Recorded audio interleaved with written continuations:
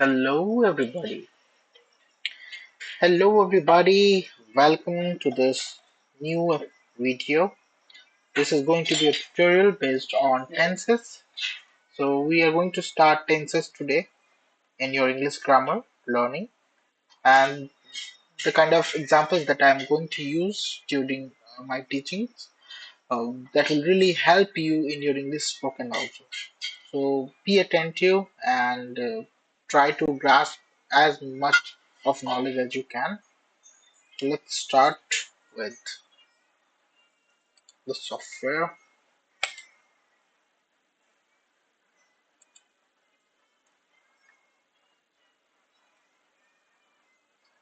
So as you guys see, it's Sunday, February 16, 2025, and we are beginning with the new chapter tense.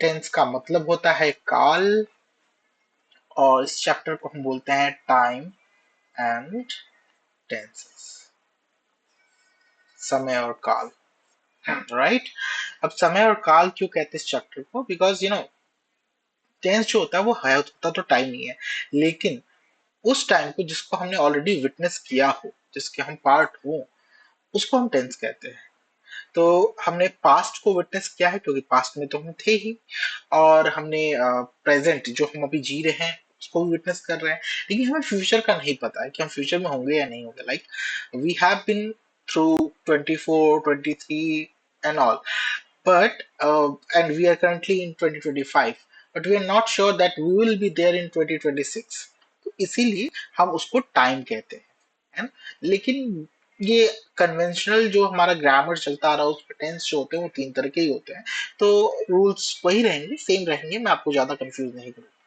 तो tense जो होते हैं वो तीन तरह के होते हैं present tense past tense and the third one which is time but we consider this also as tense future tense present का मतलब होता है हिंदी में वर्तमान वर्तमान काल पास्ट का मतलब होता है भूतकाल और फ्यूचर का मतलब होता है भविष्य काल इग्नोर माय हिंदी ग्रामर थोड़ा सा हिंदी बहुत ही ज्यादा तेज है मेरा तो please ignore I don't know कि इसमें छोटी की मात्रा होती है बड़ी की मात्रा होती है सो सॉरी ठीक है तो हमने देखा कि टेंस जो होते हैं वो तीन तरह के होते हैं प्रेजेंट टेंस पास्ट टेंस और फ्यूचर टेंस अब इनके अपने अपने जो सब टेंसेस होते हैं उनके बारे में देखते हैं चलिए प्रेजेंट टेंस से शुरू करते हैं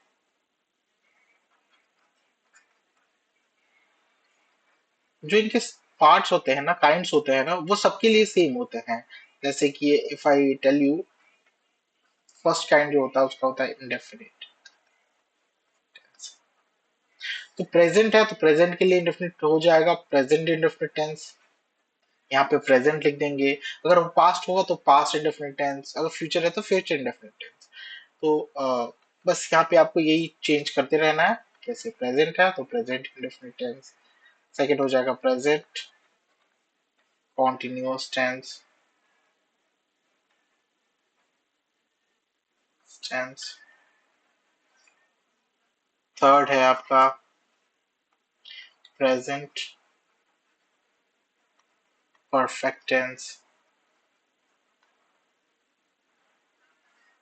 और फोर्थ है आपका प्रेजेंट परफेक्ट कॉन्टिन्यूअस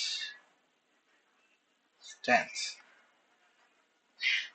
तो हर टेंस के अपने चार प्रकार होते हैं जैसे प्रेजेंट के लिए हो गया present definite present continuous present perfect and present perfect continuous ऐसे ही पास्ट के लिए हो जाएगा past indefinite past continuous past perfect tense and past perfect continuous tense ठीक है और फ्यूचर के लिए भी सेम यानी आप ये पांच उंगलियां देख रहे हैं तो एक अगर टेंस है तो ये इसके चार बीटे हैं पर प्रेजेंट टेंस का अगर मैं कहूँ तो present tense present definite present continuous present perfect and present perfect continuous ये दोनों जुड़ के एक और नया टेंस बन जाता है present perfect continuous Later on I'll explain each and everything, each and every tense to you. तो ये रहा आपका। तो कुल मिला जुला के अगर हम देखें तो टेंसेस हो गए 3, और हर टेंस के 4 जो होते हैं वो प्रकार होते हैं, 4 तरह के होते हैं टेंस। तो ये कुल मिला के हमें 12 तरह के टेंसेस पढ़ने हैं। बहुत ही छोटा सा चैप्टर है, लेकिन मैं आपको अच्छा खासा टाइम लेके इसे पढ़ाना चाहता हूँ, सो दैट टेंस से रिलेटेड कोई भी कंफ्यूजन ना रहे। तो चलते हैं। सबसे पहला हमारा जो टेंस होगा वो होगा प्रेजेंट का इंडेफिनिट।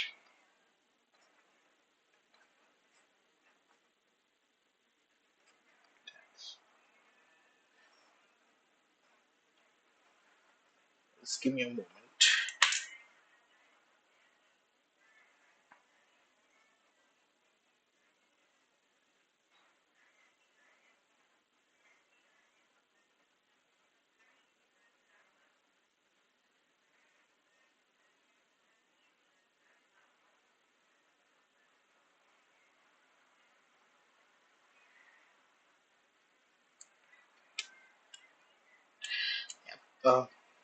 स्पेलिंग से रिलेटेड प्रॉब्लम्स होते हैं मुझे कभी कभी। तो यहाँ पे चलिए ये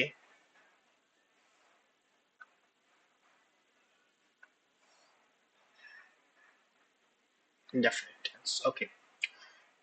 तो इसके आइडेंटिफायर देख लेते हैं, हम कैसे पहचानेंगे कि कोई पर्टिकुलर हिंदी का सेंटेंस वो प्रेजेंट इंडेफिनिट में है। तो इसका आइडेंटिफायर ये होता है कि वाक्य, किसी भी हिंदी वाक्य के अंत में जो उसका मुख्य क्रिया होती है,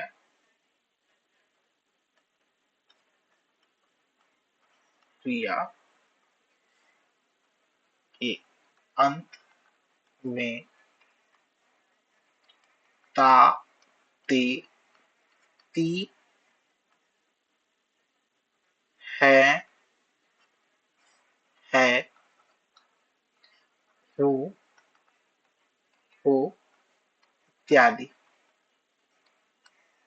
आता है। तो ये तो आइडेंटिफायर है, आपने पहचान लिया कि भाई वाक्य के अंत में अगर कोई क्रिया है तो दैट मीन्स वो टेंस है। और अगर वाक्य अंत में, क्रिया के अंत में ता, ते, तू आए और उसके साथ है, हूँ, हो आए तो वो आपका प्रेजेंट डिफरेंट टेंस होता है। अब देखिए प्रेजेंट का मतलब होता है वर्तमान। वर्तमान के लिए जो आइडेंटिफायर वो है, हूँ, हो, है, ये वर्तमान के लिए है। और जो ता, ते, ती है क्रिया के अंत में, वो इंडेफिनिट को बताता है। तो धीरे धीरे अब हम इसके बाद से डेफिनेशन पढ़ेंगे। डेफिनेशन से आप काफी कुछ क्लियर हो जाएगा। डेफिनेशन थोड़ा जो होता है वो बड़ा होता है। तो डेफिनेशन चलते हैं।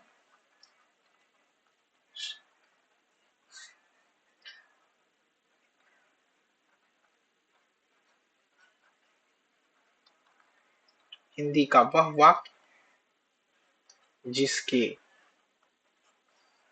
मुख्य क्रिया के अंत में ता है, ती है, ते है या ते हैं, ता, हूँ।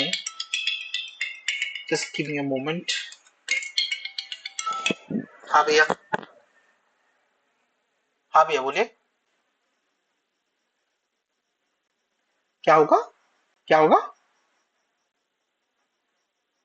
पीएफ कटता है आपकी सैलरी में? आपकी एयरटेल में कटता था पीएफ? सैलरी स्लिप में देख लीजिएगा कटता था कि नहीं कटता था। हाँ हाँ, अगर कटता था सैलरी स्लिप में है, यूएन नंबर है तो मिल जाएगा। हाँ तो दिखाइएगा, देख लूंगा मैं। ठीक है। अगर कटा होगा तो मिल जाएगा। हम्म, हम्म, हाँ हो सकता है। हो सकता है। ठीक है, चलो बाय। So sorry guys. हाँ जी। तो ता हूँ, ते है, ते हैं, ता हूँ इत्यादि। इत्यादि इसलिए क्योंकि बहुत सारे ऐसे सेंटेंसेस भी होंगे जो प्रेजेंट इंडेफिनिट में होंगे, लेकिन ये आइडेंटिफायर्स उसमें आपको नहीं दिखेंगे, है ना, या उन्हें पहचानना मुश्किल होता है, इसलिए इत्यादि मैंने लगा।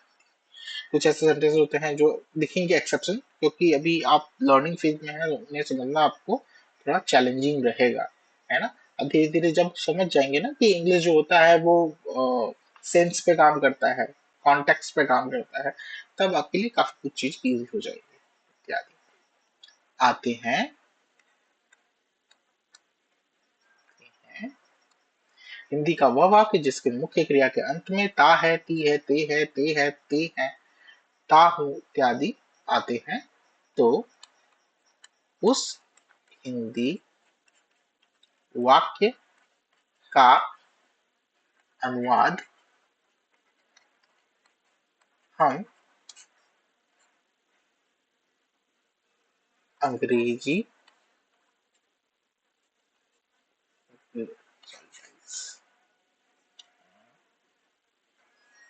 वाक्य का अनुवाद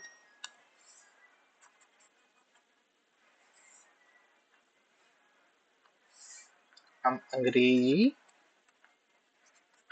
के प्रेजेंट डेफिनिट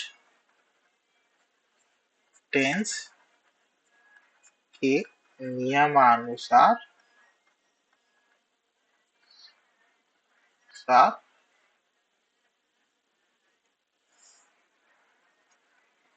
करते हैं।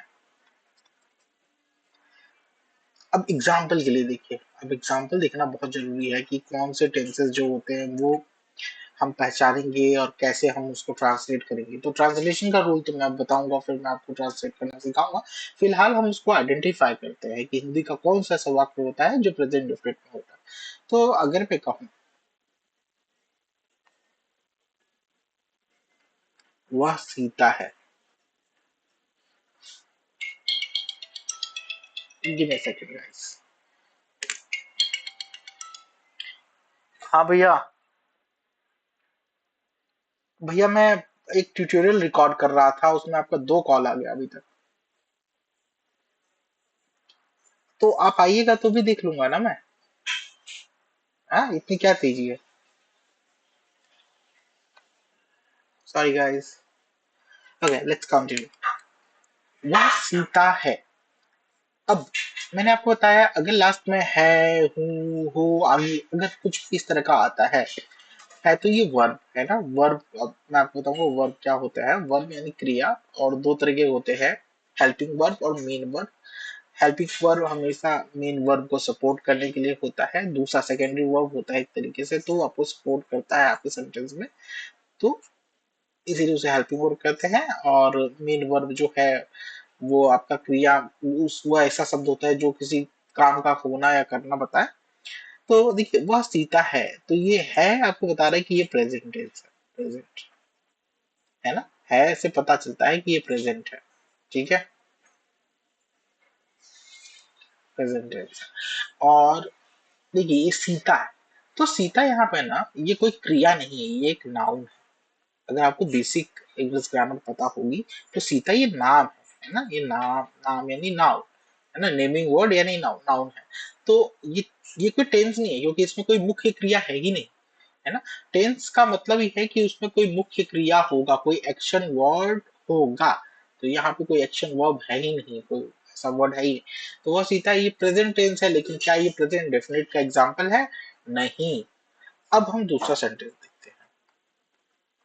वह देखता या देखती है, ठीक, वह देखती है। अब ये जो सेंटेंस है इसमें आप देख रहे हैं है, ये आया यानी ये है प्रेजेंट।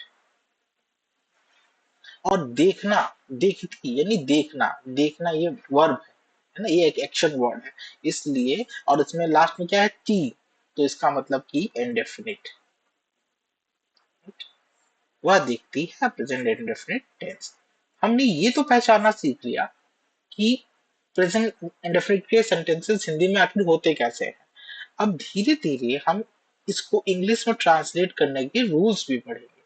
तो मैं अब आपको रूल्स बताने वाला हूँ, स्ट्रक्चर्स बताने वाला हूँ कि किस तरह के नियम लगते हैं प्रेजेंट इंडेफिनिट के वाक्य को इंग्लिश में ट्रांसलेट कर। तो चलिए शुरू करते हैं रूल्स। सबसे पहले रूल्स में हम सबसे पहले जानेंगे कि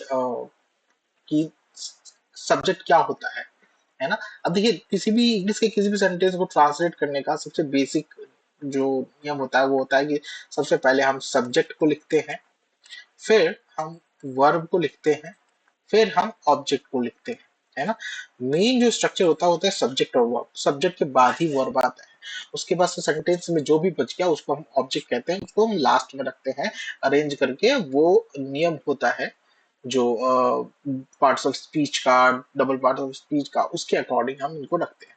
फिलहाल हमें जानना है कि किसी भी सेंटेंस का सबसे बेसिक स्ट्रक्चर होता है इंग्लिश में सब्जेक्ट प्लस वर्ब। अब थोड़ा सा इसको एक्सपेंड करते हैं। सब्जेक्ट को हम एस यू बी सब्जेक्ट लिख सकते हैं, है ना, शॉर्ट फॉर्म में। वर्ब जो होता है वो दो तरह के हो गए, है ना। एक होता है हेल्पिंग वर्ब और एक होता है मेन वर्ब प्लस ऑब्जेक्ट का हमने ओबी ऑब्जेक्ट।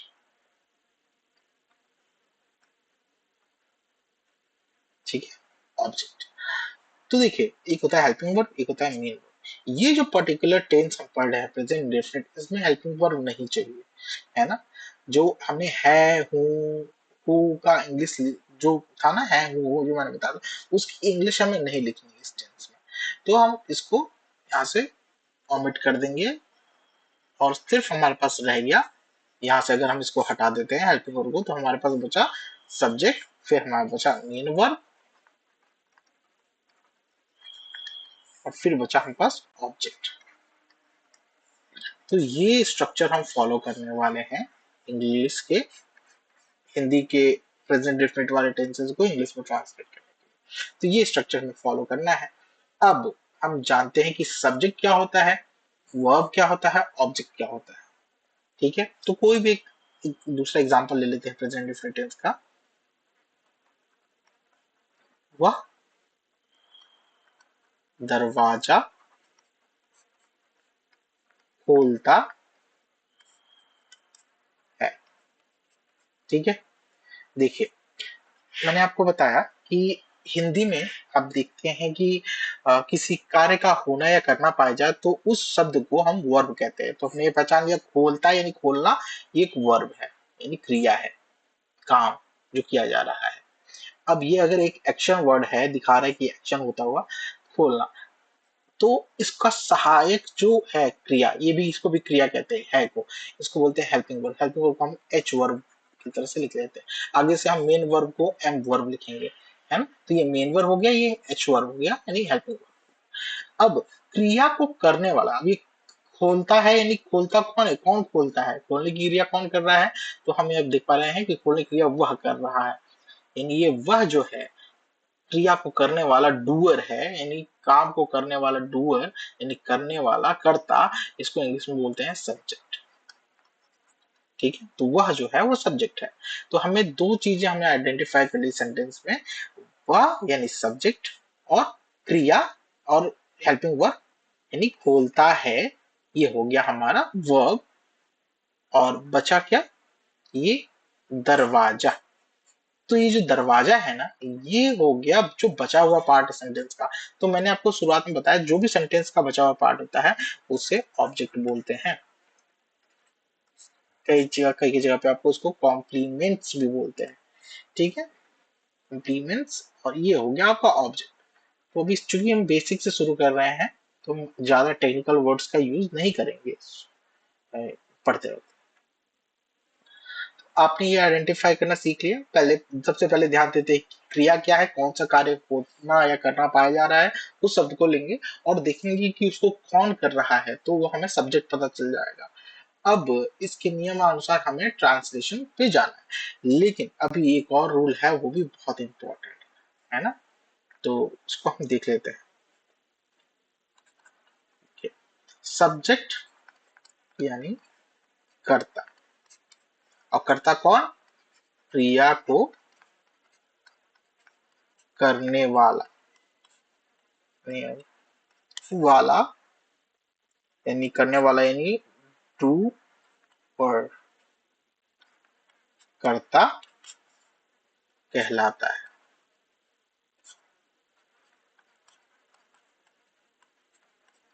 है ना। ये टेंस के कॉन्टेक्स्ट में है। ऐसे नॉर्मल सेंटेंसेस जो पढ़ते हैं जिनमें कोई मुख्य क्रिया नहीं होती है, उसमें जिस जो शब्द पहले आता है ज्यादातर वही कर्ता होता है, या फिर पूरे वाक्य में जिसके बारे में बात हो रही होती है वो कर्ता होता है, सब्जेक्ट होता है उसको, है ना। तो यहाँ पे देखिए, यहाँ पे अगर कोई क्रिया है तो डूअर ही सब्जेक्ट होता है ना, काम को करने वाला। अब देखिए, सब्जेक्ट जो होता है वो दो तरीके के होते हैं, जिनको नंबर्स भी बोलते हैं। सब्जेक्ट आपका सिंगुलर नंबर हो सकता है, सिंगुलर यानी क्रिया को करने वाला कोई एक आदमी भी हो सकता है, सिंगुलर यानी एक वचन, यानी कि सिंगल पर्सन, है ना। और सब्जेक्ट जो होता है किसी क्रिया को करने वाला, अब दरवाजा खोलने वाले एक है, दो लोग मिलके भी दरवाजा खोल सकते हैं, तीन लोग मिलके भी दरवाजा खोल सकते हैं, सेम क्रिया को करने वाले मल्टीपल लोग हो सकते हैं, कई लोग हो सकते हैं। तो उस तरह के सब्जेक्ट्स को हम बोलते हैं प्लूरल। ये जानना बहुत जरूरी है आपके लिए कि सिंगुलर सब्जेक्ट क्या है, प्लूरल सब्जेक्ट क्या है। सिंगुलर नंबर भी बोलते हैं, प्लूरल नंबर भी बोलते हैं, प्लूरल सब्जेक्ट भी बोलते हैं, सिंगुलर सब्जेक्ट भी बोलते हैं। तो प्लूरल का मतलब होता है बहु, मतलब बहुत सारे, ठीक है, यानी एक से अधिक। ठीक है, आई होप आपको अभी तक समझ चीजें आ रही होंगी। अब देखते हैं, अगर हम कुछ एग्जांपल्स देखें सिंगुलर सब्जेक्ट्स और प्लूरल सब्जेक्ट्स के, तो वो ये हो जाएंगे। ही का मतलब होता है वह लड़के के लिए, शी का मतलब होता है वह लड़की के लिए, इट का मतलब होता है या किसी ऑब्जेक्ट के लिए, या एकदम छोटे जीव जंतु या बच्चे के लिए, जो इन्फेंट होते हैं, अभी पैदा हुए होते हैं, उनको भी इट बोलते हैं। अगर किसी का नाम हो, नाम जैसे कि नेम हो गया, फॉर एग्जाम्पल राधा, शुभम, है ना, तो ये भी सिंगुलर सब्जेक्ट है। तो सब्जेक्ट को देखते ही पता चल जाएगा कि एक बंदा है, कोई एक आदमी है, तो वो सिंगुलर। ठीक है, इसके साथ जो है ये आपका ये सिंगुलर सब्जेक्ट है ना, ये सिंगुलर सब्जेक्ट के एग्जाम्पल है। मैं यहाँ पे लिख देता हूँ सिंगुलर सब्जेक्ट्स। अब हम प्लूरल सब्जेक्ट्स के एग्जाम्पल देखते हैं। देखिए, इंग्लिश में ना कुछ चीजें थोड़ी कंफ्यूज कर सकती हैं, तो कई कई जगह पे हमें ना उन्हें रटना भी पड़ता है, उन्हें याद भी करना पड़ता है। सिंगुलर सब्जेक्ट ने देख लिया, प्लूरल सब्जेक्ट में होता है आई। अब आप कहेंगे आई आई यानी मैं तो भाई एक ही हूँ, तो इसमें क्यों फिर इसको प्लूरल की तरह ट्रीट किया जाता है, तो हाँ, कभी कभी आई जो होता है वो हम मेरे पीछे जितनी भी मेरी टीम होगी उन सबको रिप्रेजेंट करता है ज्यादातर, इसीलिए हम आई को प्लूरल कंसीडर करते हैं। वी, अब अगर मैं कई लोग मेरे साथ हैं खड़े और हम सब बात कर रहे हैं, अपना पक्ष रख रहे हैं, तो वहां पे वी होता है। यू यानी तुम। अब देखिए, मैं आपसे बात कर रहा हूं तो I can address you by saying you. हो सकता है आप एक बंदे मिलके मेरे वीडियोस को देख रहे हो, मतलब मेरे वीडियो देख रहे हो सकता है आप कई लोग मिलके मेरी वीडियो को देख रहे हो, आप सब मेरे लिए यू ही हो। इंग्लिश का यही थोड़ा सा दिक्कत है कि चीजें समझनी पड़ती हैं, ये थोड़ा सा डेफ टोन लैंग्वेज होता है ना। तो यू का मतलब एक बंदे के लिए भी हो सकता है और कई लोग के लिए, इसीलिए इसीलिए हम इसको प्लूरल में कंसीडर करते हैं। दे मतलब होता है कई लोग, है ना। जैसे राम, श्याम, सीता, अगर तीनों के बारे में बात करें या राम और श्याम के बारे में बात करें तो हम दे यूज करते हैं। अगर सिंपल राम होता तो सिंगुलर सब्जेक्ट होता, लेकिन राम के साथ कोई और है तो वो प्लूरल सब्जेक्ट होगा। तो दे हो गया, दीज, दोज, ऐसे एक्सेट्रा, है ना। यहाँ पे दिस दैट हो सकता था, वो सिंगुलर के लिए होता है। तो ये हो गया आपके, ये कुछ एग्जांपल्स हो गया प्लूरल सब्जेक्ट के। ठीक है, यानी बहुवचन करता। अब हम आ जाते हैं अपने ट्रांसलेशन के नियम पे। हमने जान लिया कि क्या सिंगुलर सब्जेक्ट होता है, क्या प्लूरल सब्जेक्ट होता है, कुछ एग्जांपल्स भी देख लिया। अब हम आते हैं अपने मेन ट्रांसलेशन वाले पार्ट पे कि हमें कोई हिंदी का वाक्य अगर दिख जाए तो हम उसको इंग्लिश में कैसे ट्रांसलेट करेंगे प्रेजेंट डिफरेंट। तो आइए, आपको याद होगा मैंने आपको एक स्ट्रक्चर बताया था, subject plus main verb plus object. ये मेन स्ट्रक्चर है प्रेजेंट डिफरेंट का। अब सब्जेक्ट के अकॉर्डिंग जो होता है वो स्ट्रक्चर चेंज होता है। तो सिंगुलर सब्जेक्ट के लिए, अगर सब्जेक्ट सिंगुलर है, उसके लिए जो मेन हमारा स्ट्रक्चर फॉलो होगा वो होगा main verb plus main verb में एस या फिर ईएस जोड़ देते हैं और उसके बाद से ऑब्जेक्ट, ऑब्जेक्ट बोलते हैं। तो ये सिंगुलर सब्जेक्ट के लिए हो गया। सिंगुलर सब्जेक्ट आपको पता होगा ई सी, ये जो है पार्ट ये इसी से मिलके आया है, यानी यहीं से। तो हमें इस पे ज्यादा फोकस करना है, हमें आइडेंटिफाई करना है कि सब्जेक्ट क्या है, सिंगुलर है, तो हमें ये वाला रूल या ये वाला स्ट्रक्चर फॉलो करना है कि उसके मेन वर्ब में एस या एस छोड़ देंगे। अब मेन तो यही है ना। अब अगर सब्जेक्ट जो है वो प्लूरल हुआ तो ये बहुत इजी हो जाता है। प्लूरल सब्जेक्ट बस पहचानना है और यही वाला फॉलो कर लो नहीं। प्लूरल सब्जेक्ट में मेन वर्ब में हमें कुछ जोड़ना नहीं होता, तो सिंपल मेन वर्ब लिखो और ऑब्जेक्ट। इसमें हमें ज्यादा टेंशन नहीं लेनी। तो टेंशन हमें सिर्फ इस बात की लेनी है कि अगर सब्जेक्ट जो है, कर्ता जो है, वो अगर सिंगुलर है, एक आदमी है, एक वचन है या एक सिंगुलर सब्जेक्ट में आता है, तो उसमें उसके मेन वर्ब में ऐसे ये जोड़ना होता है और उसके अकॉर्डिंग ही हम ट्रांसलेशन करते हैं। और प्लूरल सब्जेक्ट में तो कोई टेंशन ही नहीं है, सब्जेक्ट लिख दिया, मेन वर्ब लिख दिया और बाकी जो बचा उसको लिख दिया। हेल्पिंग वर्ब का प्रयोग नहीं होता प्रेजेंट इंडेफिनिट के एग्जेक्टिव सब्जेक्ट्स में। आगे होगा वो मैं आपको बताऊंगा, फिलहाल के लिए इतना समझ। अब आते हैं हम कि हमने अभी देखा कि एस ई एस। अब भाई किस वर्ब में एस जोड़ना है, किस वर्ब में ईएस जोड़ना है, ये भी तो इम्पोर्टेंट है जानना। नहीं तो पता चले आप हर जगह ईएस या हर जगह एस जोड़ने लगे तो भी गलत हो जाएगा। और ये ग्रामर का सबसे ज्यादा इंपॉर्टेंट पार्ट होता है। ये अगर कंपटीशन लेवल में आप देखेंगे तो सिंगुलर सब्जेक्ट लिख लेगा और मेन वर्ब लिख देगा, उसमें एस एस जोड़ेगा ही नहीं और ऑब्जेक्ट लिख देगा, तो वहां पे आपको आइडेंटिफाई करना होता है मिस्टेक्स। तो वो ऐसे ही जोड़ना होता है। और कभी कभी क्या होता है कि सब्जेक्ट लिख देगा सिंगुलर, उसमें ऐसे ही इसमें से कोई भी एक चीज जोड़ देगा और ऑब्जेक्ट लिख देगा। तो भी आपको ध्यान देना होगा कि जो एस या ईएस जुड़ा है वो क्या करेक्ट नियम के अनुसार जुड़ा है। ऐसा तो नहीं ना कि वहां पे ईएस जुड़ना चाहिए था और एस जुड़ गया है सिर्फ, या फिर एस जुड़ना चाहिए था वहां ईएस जोड़ दिया गया है। तो ये आपको थोड़ा सा माइंडफुल रहना पड़ेगा। कंपटीशन के पॉइंट ऑफ व्यू से मैं ये बता रहा हूँ।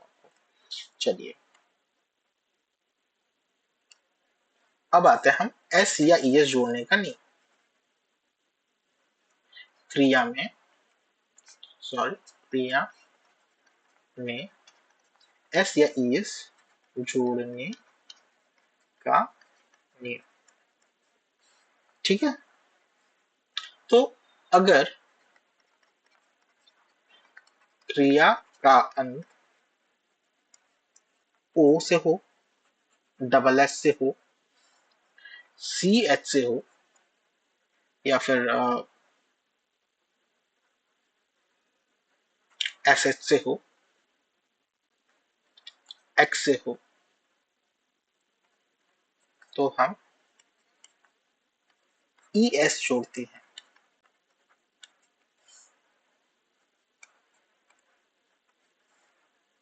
ठीक है, कुछ एग्जांपल्स देख लेते हैं। गो मीन्स होता है जाना। तो अगर हम, तो ये तो प्लूरल के लिए होगा गो, क्योंकि प्लूरल में ऐसे ही जोड़ना नहीं पड़ता। लेकिन अगर सब्जेक्ट सिंगुलर है तो हम उसमें ईएस जोड़ देंगे। और नियम ऐसे ईएस जोड़ने का है कि भाई हमें ईएस जोड़ना है, तो जो अगर लास्ट में ओ है ईएस जोड़ देंगे, गोज। अब ये वाला जो क्रिया है वो किसी सिंगुलर सब्जेक्ट के लिए ही यूज होगा, ये नहीं कि प्लूरल सब्जेक्ट के लिए यूज होगा। सब्जेक्ट सिंगुलर होना चाहिए तभी हम प्रेजेंट डिफरेंट में गोज लिखेंगे। ठीक है। ऐसे ही अगर पास है तो ये हो जाएगा पासिस। वॉश मतलब धुलना होता है, तो ये हो जाएगा वॉशेस।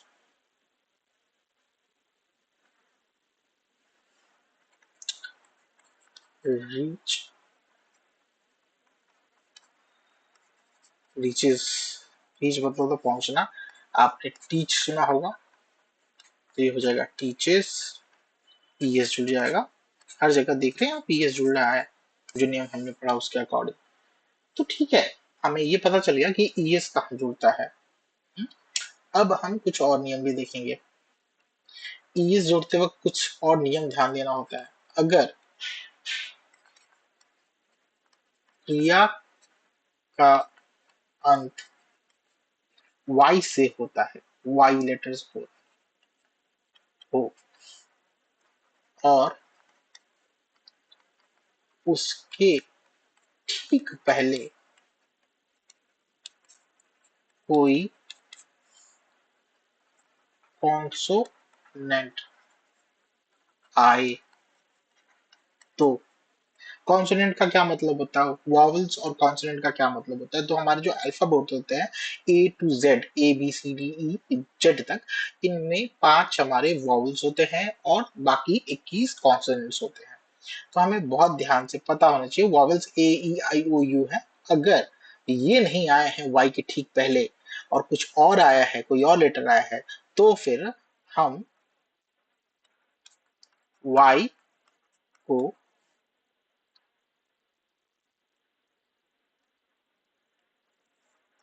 हटा देते हैं और वाई की जगह आई लिख कर ई एस जोड़ देते हैं।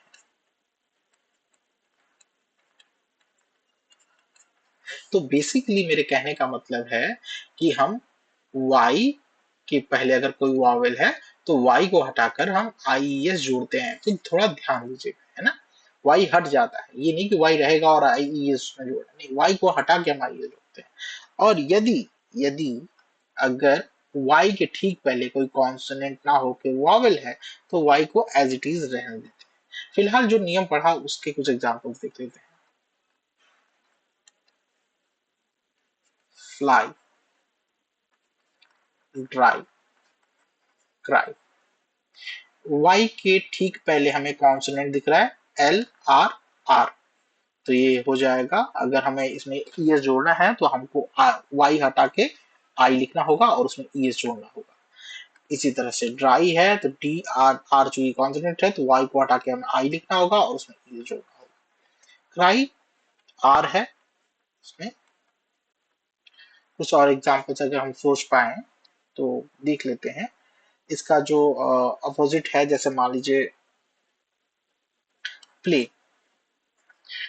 तो यहाँ पे क्या हम y को हटा के IES जोड़ेंगे? यस या नो बताइए। मैं तो आपको बताने ही वाला हूँ अगले कुछ मोमेंट्स में। तो देखिए, यहाँ पे अगर हम ध्यान से देखें तो y के ठीक पहले a है, PLAY, और जो a है ये एक वॉवल है। तो जब वॉवल आ गया इसके पहले तो हम इसे एज इट इज रखेंगे और इसमें ES ना जोड़ के सिंपल एस जोड़ देंगे, है ना। इसको प्लूरल से सिंगुलर बनाने के लिए एस जोड़ देंगे, तो ये हो जाएगा प्लीज। ठीक, देखिए, तो यहाँ पे हमने वाई नहीं हटाया,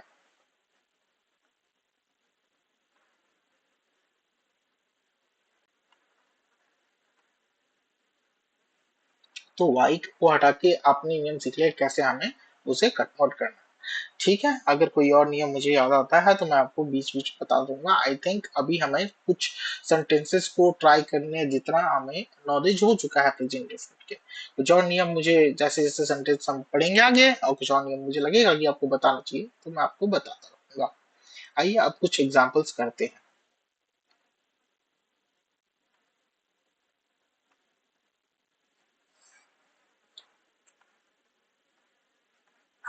पहला एग्जाम्पल,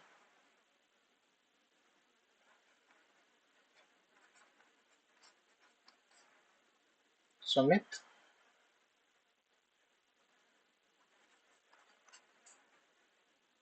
घर बनाता है।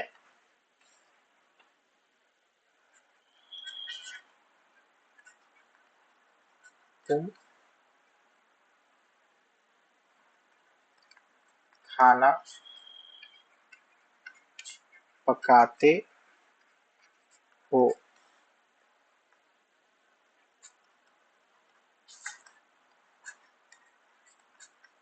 मैं सच बोलता हूँ। चलिए, अब जब हम इन सेंटेंस हिंदी के जो वाक्य है इनको जब हम इंग्लिश में ट्रांसलेट करेंगे तो हम अपने सारे नियम को एक बार रिकॉल भी कर लेंगे, है ना। तो देखते हैं फिर से शुरू से इसको इंग्लिश जब ट्रांसलेट करेंगे तो कैसा होगा। देखिए, तो ये है हो हूँ हमें बताता है कि टेंस जो है ये प्रेजेंट का है, राइट।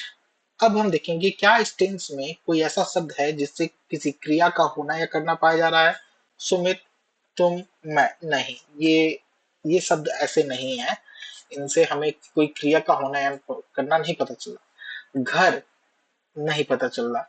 बनाता, हाँ ये एक एक्शन वर्ड है, बनाता यानी बनाना। यहाँ देखते हैं, खाना ये एक ऑब्जेक्ट है, खाना भोजन है ना, इसको हम लिख सकते थे तुम भोजन पकाते हो या तुम खाना पकाते हो, है ना। कॉन्टेक्स्ट समझना होता है, मैंने जैसा कि बोला था सेंस समझना होता है। तुम खाना पकाते हो यानी ये भोजन है। पकाना, पकाना हमारा एक एक्शन वर्ड है यानी ये वर्ब है हमारा मेन वर्ब। जैसे यहाँ बनाना मेन वर्ब है, यहाँ पकाना। मैं सच, सच ये कोई वर्ब नहीं है, लेकिन बोलना यानी वर्ब यानी क्रिया ये है, बोलना बोलता हूँ यानी ये एक एक्शन। तो हमने आइडेंटिफाई कर लिया कि इसमें मेन वर्ब तो है, ठीक है, और ये है से हमें पता चल गया है, हो से पता चल गया कि ये प्रेजेंट में। अब हम क्रिया को देखेंगे क्या उनके अंत में ता, ते, ती इत्यादि है। तो मैं देख पा रहा हूँ कि बनाता यानी ता है, ते है, ता है, यहाँ पे ता हूँ। तो इसका मतलब है कि ये जो टेंस है पूरे पूरे तीनों के तीनों ये प्रेजेंट इंडेफिनिट टेंस के उदाहरण हैं। यानी इनको जब हम इनकी इंग्लिश बनाएंगे तो प्रेजेंट इंडेफिनिट टेंस का नियम लगेगा। अब चलिए हम इनकी इंग्लिश बनाते हैं। तो हम जब स्ट्रक्चर याद करें अगर, तो मैंने सिंपल सा आपको बताया था कि अगर सब्जेक्ट सिंगुलर है, एस सब है, तो उसके मेन वर्ब में एस या ईएस जोड़ देते हैं और ऑब्जेक्ट लिख देते हैं। तो ये हमारा सिंगुलर सब्जेक्ट के लिए था।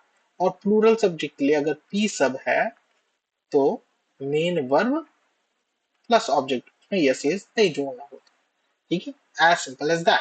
तो देखते हैं सुमित, सुमित कितने लोग हैं, सुमित तो एक बंदा है ना।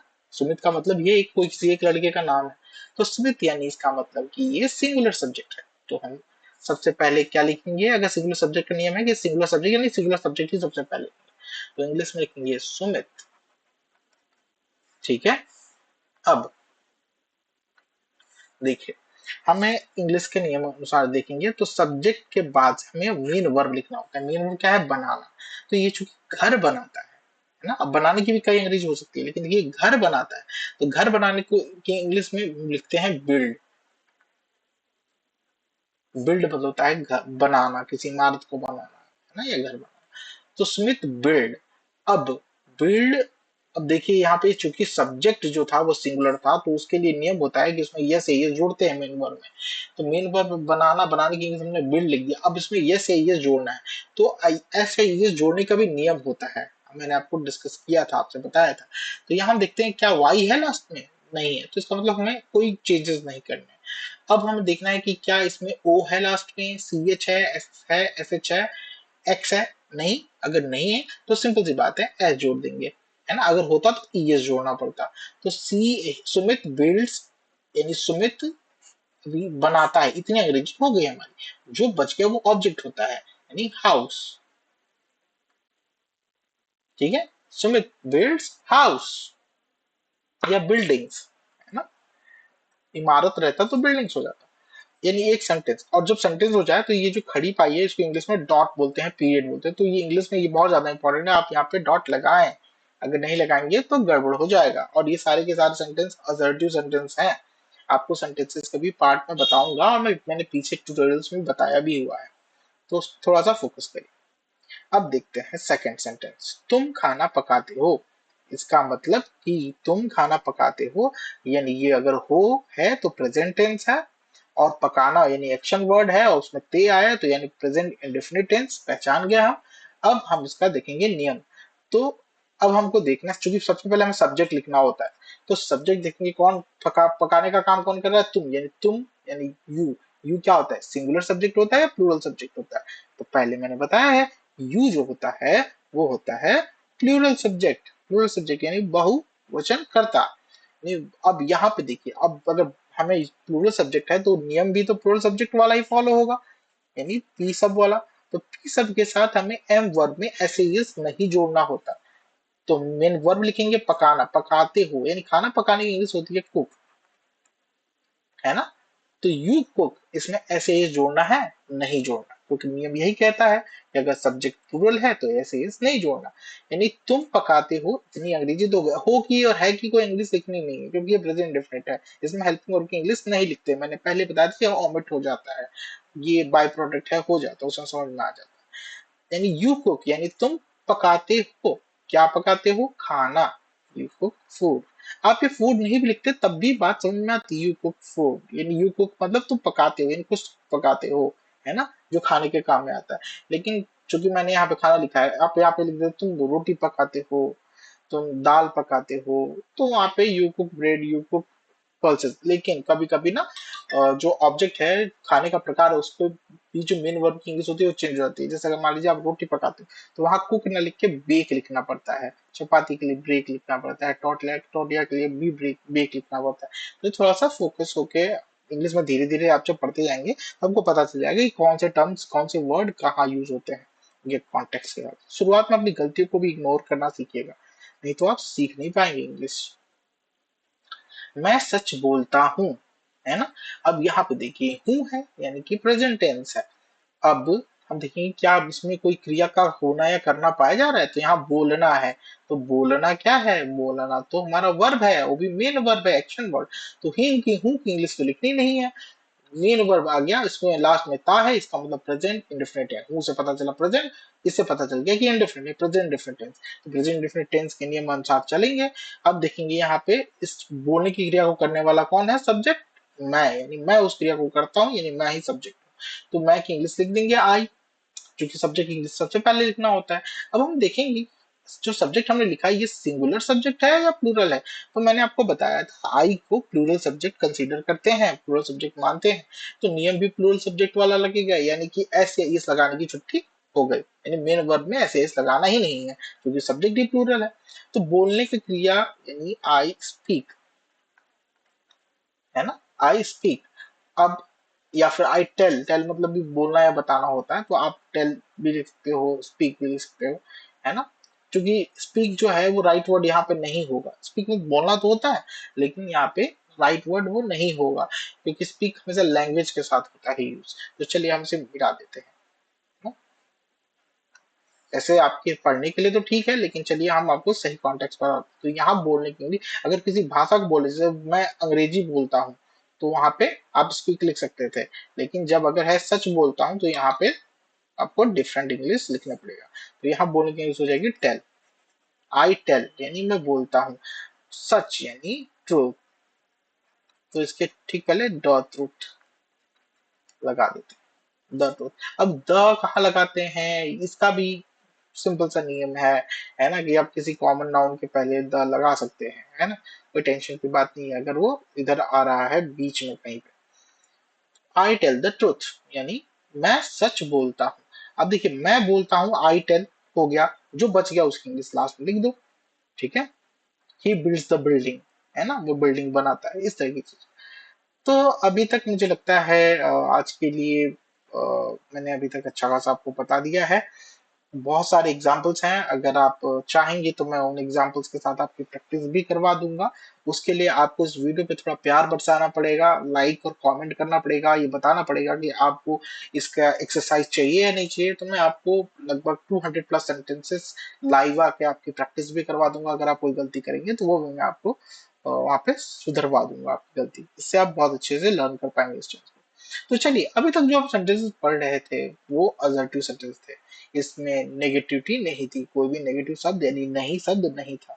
अब हम धीरे धीरे इसके अलग अलग टाइप्स पढ़ेंगे। तो ये प्रेजेंट इंडेफिनिट के कुछ और सेंटेंसेस मैं आपको बता देता हूँ। ये प्रेजेंट इंडेफिनिट के असर्टिव सेंटेंसेस थे। सेंटेंसेस के पार्ट्स मैंने बहुत पहले बताए हुए हैं।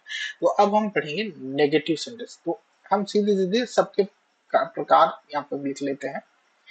एक को एक सेंटेंस पकड़ लेते हैं हम।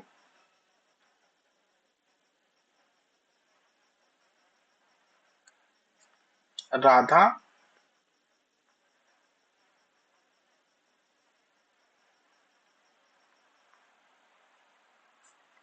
कहानी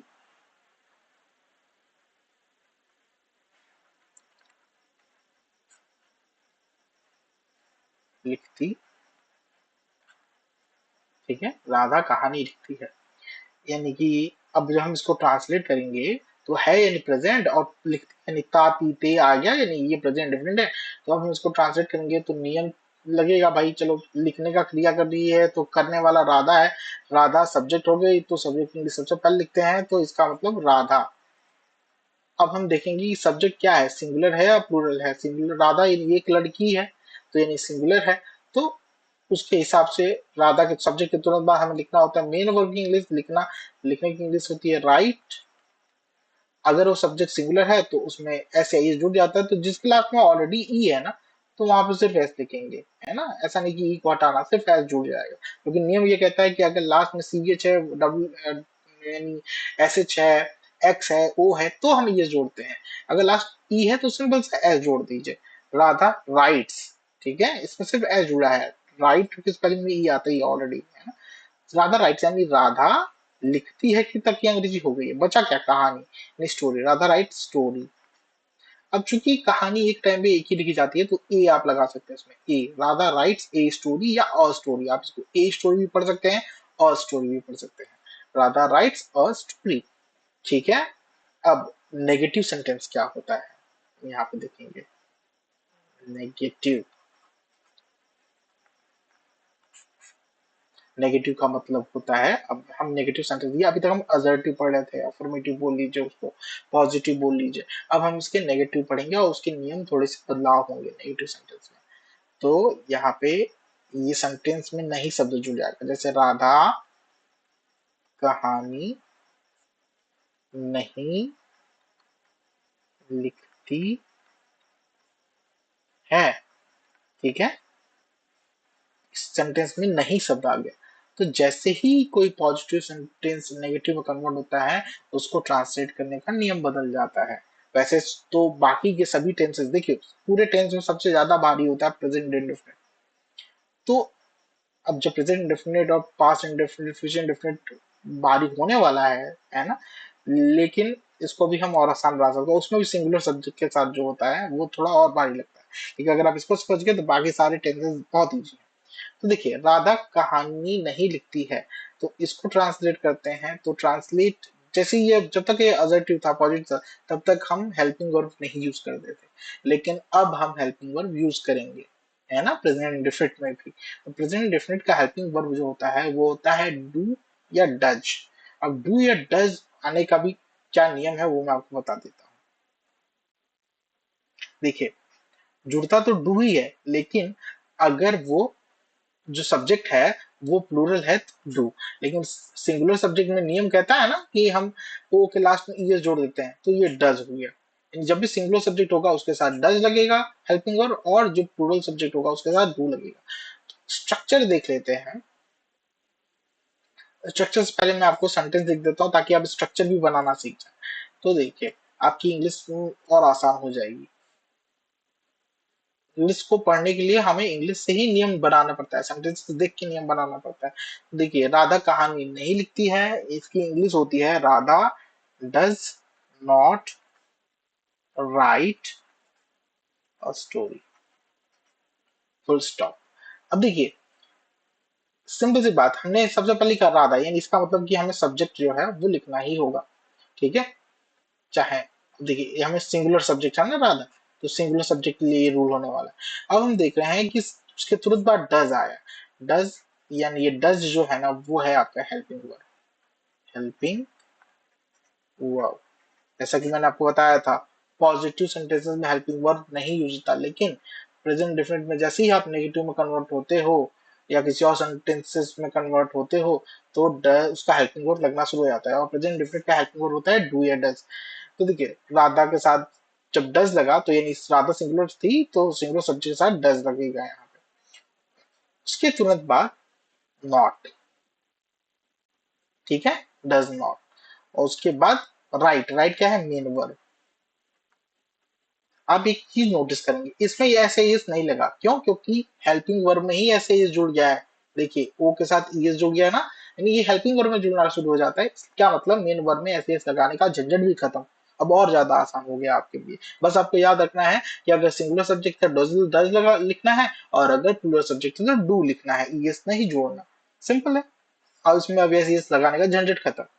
तो मेन वर्ब जो जैसा है वैसा ही, उसके बाद से आपका हो गया ऑब्जेक्ट और आपका फुल स्टॉप, पीरियड।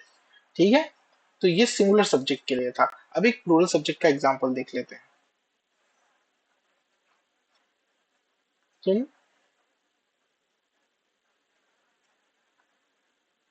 तुम भोजन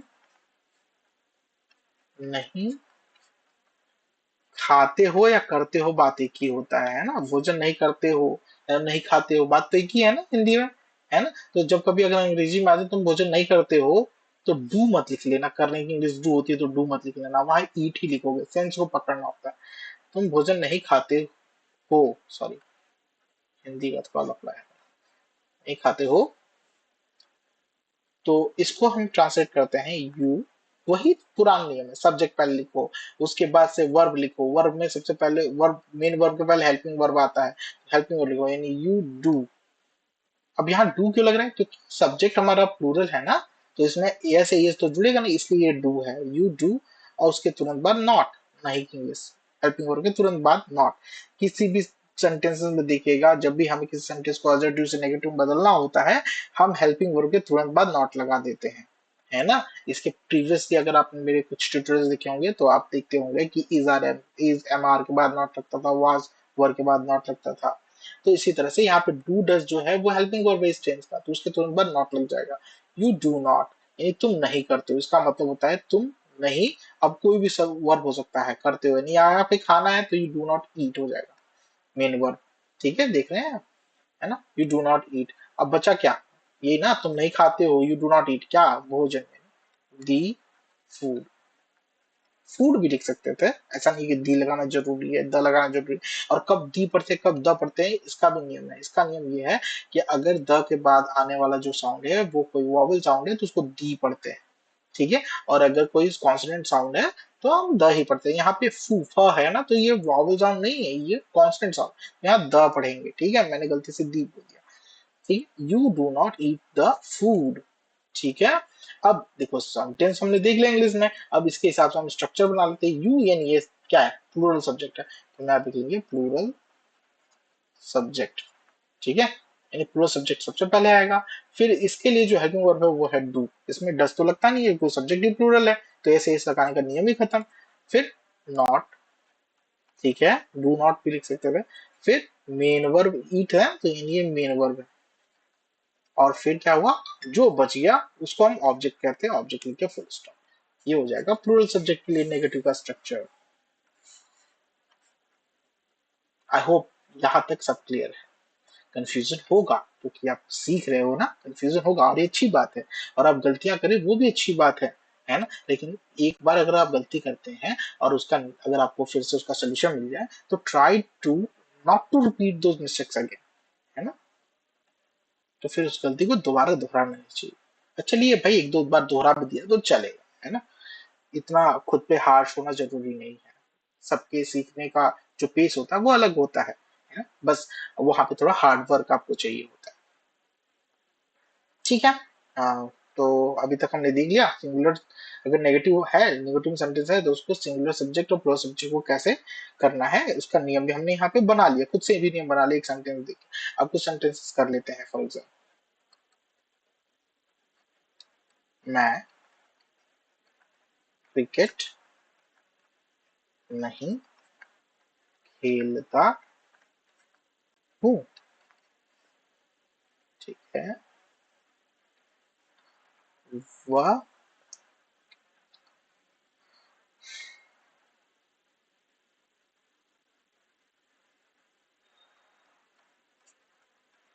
गाँव नहीं जाता है। हम हिंदी नहीं पढ़ते हैं। ठीक है, सेंटेंसेस देख लेते हैं। मैं क्रिकेट नहीं खेलता हूँ। अभी तक आपने देखा जब भी हम कोई सेंटेंस शुरू कर रहे हैं वो सब्जेक्ट से शुरू कर रहे हैं, और चूंकि है तो ये खेलता हूँ पॉजिटिव ही, बस इसमें एक नहीं शब्द आ गया तो सेंटेंस हो गया नेगेटिव। नेगेटिव में भी नियम ये था कि सबसे पहले हम सब्जेक्ट को लिखते थे, है ना। अब वो सिंगुलर है प्लूरल है तो पता चल ही जाएगा। तो सब्जेक्ट कौन है, नहीं खेलना। कौन नहीं खेलता भाई, तो मैं नहीं खेलता। मैं ही हूँ जिसको खेलना था लेकिन मैं नहीं खेलता। तो भाई सबसे पहले सब्जेक्ट को लिखते हैं, यानी आई। अब पहचानते हैं कि भाई ये आई क्या है, सिंगुलर है या प्लूरल है। तो मैंने देखा आई को तो हम प्लूरल ही मानते हैं, भले इसमें अकेला हूं लेकिन आई को हम प्लूरल मानते हैं इंग्लिश में। तो आई, है ना। इसके एक्सेप्शंस मिलेंगे आपको बाय द वे इंग्लिश में आगे जाके, लेकिन हाँ ज्यादातर जगहों पे हम इसको प्लूरल ही मानते हैं। तो आई, फिर क्या हो जाएगा, आई के साथ हमारा हेल्पिंग वर्ब लिखेंगे क्योंकि सेंटेंस नेगेटिव है, तो हेल्पिंग वर्ब लगता है ट्रांसलेशन में। तो इसके साथ लगेगा डू, क्योंकि प्लूरल है तो डू लगेगा।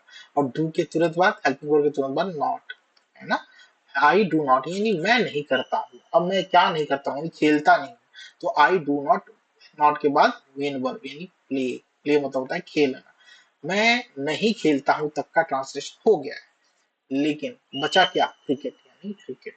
यहाँ पे आप द क्रिकेट भी लिख सकते थे, चल जाता है ना, अलग अलग कॉन्टेक्स्ट में क्रिकेट द क्रिकेट आप लिख सकते, कोई दिक्कत नहीं है ना। अभी आप सीख रहे हैं, जब बोलना होता है ना तो बहुत चीजों पे बहुत सारे नुआंसेस होते हैं, उस पर ध्यान देना होता है। लेकिन अब आप बहुत ही बिगनिंग है, आप पहले सीखिए फिर धीरे धीरे अपना स्ट्रेंथ आप बढ़ाइए इस लैंग्वेज पे। तो I do not play cricket, then ये सेंटेंस हमारा हो गया, करेक्ट है, as per the grammar rule ये करेक्ट। देन अगेन, वह गांव नहीं जाता है। अब ये वाले पे देखते हैं। हमें सबसे पहले ध्यान देना है कि सब्जेक्ट क्या है। वह, जाने का क्रिया कौन नहीं कर रहा, तो वह नहीं कर रहा, तो ही हम यहाँ पे लिख सकते हैं क्योंकि लड़का है ये। ही अगर लड़की होती वो गांव नहीं जाती है तो हम यहाँ पे लिख देते वह, ही। अब ही के साथ क्या लगेगा, हेल्पिंग वर्ब डज, है ना, क्योंकि सिंगुलर सब्जेक्ट है ना। तो डज, इसके लिए हमने यही देखा था, ही डज। उसके बाद नॉट, ही डज नॉट। अब वह क्या नहीं करता है, वह नहीं करता है, क्या नहीं करता, जाने का काम यानी गो। ही डज नॉट गो, कहाँ नहीं जाता है, गांव। ही डज नॉट गो विलेज नहीं लिखेंगे, एक्चुअली कभी कभी प्रपोजिशंस का यूज होता है। जब आपने पार्ट्स ऑफ स्पीच पढ़ा होगा तो आपको पता चलेगा। तो गो के बाद ना किसी एक पॉइंट से दूसरे पॉइंट तक अगर कोई डिस्टेंस दिखाता है जिसे कवर किया जा रहा है जाके, तो हम लिख देते हैं टू, है ना। टू या फ्रॉम का यूज करते हैं, तो यहाँ हो जाएगा गो टू, ठीक है। यानी कहाँ को नहीं जाता, गांव को नहीं जाता, कभी आपको हिंदी में दिख गया तब भी टू लिखेंगे, है ना। गांव तक नहीं आता तो तब भी टू लिखेंगे। और सिंपल अगर को और तक नहीं भी है फिर भी हम यहाँ पे टू, क्योंकि यहाँ पे डिस्प्लेसमेंट हो रही है, यहाँ पे गति दिख रही है। तो he does not go to village, ये हमारा ऑब्जेक्ट है ना। ये टू की हिंदी यहाँ पे नहीं छुपी हुई है एक्चुअली, क्योंकि बिना बोले भी काम चल जा रहा है। वह गांव तक नहीं जाता है, यानी तक की इंग्लिश यहाँ पर टू, क्योंकि अगर हम तक नहीं भी बोले तब भी तो हिंदी का मतलब समझ में आता है, वह गांव नहीं जाता है, या वह गांव को नहीं जाता तब भी समझ में आता है। तो कभी कभी हिंदी में इंग्लिश का जो मेन हिंदी वर्ड है वो नहीं दिखेगा आपको, लेकिन सेंस तो समझ में आता है, उसी के हिसाब से आपको इंग्लिश में ट्रांसलेशन करना होता है। He does not go to village. And then last sentence हमारा इसमें एग्जांपल्स में हम की इंग्लिश होती है वी, क्योंकि हम देख रहे हैं सबसे पहले वाले को ही पहले लिख देते हैं, तो हम इंग्लिश होती है वी। यही हमारा सब्जेक्ट है जो पढ़ने का काम नहीं करता है, तो वी जो कि प्लूरल है तो वी डू नॉट, ठीक है। सिंपल है, वी डू नॉट, हम नहीं करते, क्या नहीं करते, पढ़ने वाला काम। वी डू नॉट रीड, ऐसे इस लगाने की जरूरत है ही नहीं अब तो, है ना। वी डू नॉट रीड, अब क्या नहीं पढ़ते, हम नहीं पढ़ते हैं तब तो ट्रांसलेट हो गया, बचा हिंदी यानी Hindi. We do not read Hindi, the Hindi, the English. क्या होता है, कभी कभी इंग्लिश का मतलब होता है अंग्रेजी लैंग्वेज, और द इंग्लिश जब बोलेंगे तो अंग्रेज जो इंग्लिश को बोलते हैं, अंग्रेजी बोलते हैं। तो यही चीजें थोड़ा सा गड़बड़ करती हैं, ये धीरे धीरे जो इसको नुआंसेस बोलते हैं, ये धीरे धीरे धीरे धीरे धीरे धीरे आप सीखेंगे, है ना। तो अभी से ये पूरा मत दिमाग पे बोझ डाल लीजिएगा, है ना, स्ट्रेस इतना नहीं लेना, सीखिए आराम से अभी। है ना। अगर आप द इंग्लिश करेंगे, द हिंदी करेंगे, तब भी मैं उसको करेक्ट कर लूंगा। धीरे धीरे धीरे धीरे आपको मैं उसके बताऊंगा रूल्स, है ना, क्या होता है। एक बार में ही आप सब कुछ नहीं सीख सकते। गलतियां करना बहुत जरूरी होता है। जब आप गलती करेंगे ना, और उस समय आपको जब पता चलेगा हाँ ये गलत है, तो वो आपके दिमाग में फीड हो जाएगा, इनवाइट हो जाएगा, और फिर वो कभी नहीं भूलेगा लाइफ लॉन्ग। लेकिन अगर मैं सारे नियम एक ही बार आपके सामने परोस दूंगा, तो वो हौच पौच के अलावा और कुछ नहीं होगा, वो वेग हो जाएगा, कंफ्यूज रहेंगे आप, और इस लैंग्वेज से आपका इंटरेस्ट भी छूट जाएगा। तो गलती करते रहिए, और सही समय पे जानकारी लेते रहिए। ठीक है, तो अभी हमने देख लिया नेगेटिव सेंटेंस कैसे बनते हैं। अब हम देखेंगे कि इंटेरोगेटिव सेंटेंसेस कैसे बनते हैं। इंटेरोगेटिव का हिंदी में बोलते हैं प्रश्नवाचक वाक्य, यानी ऐसे वाक्य जो प्रश्न पूछेंगे, है ना। चलिए आइए,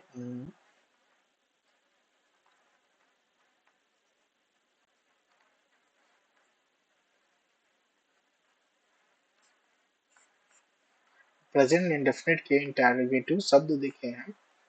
इंटेरोगेटिव सेंटेंस,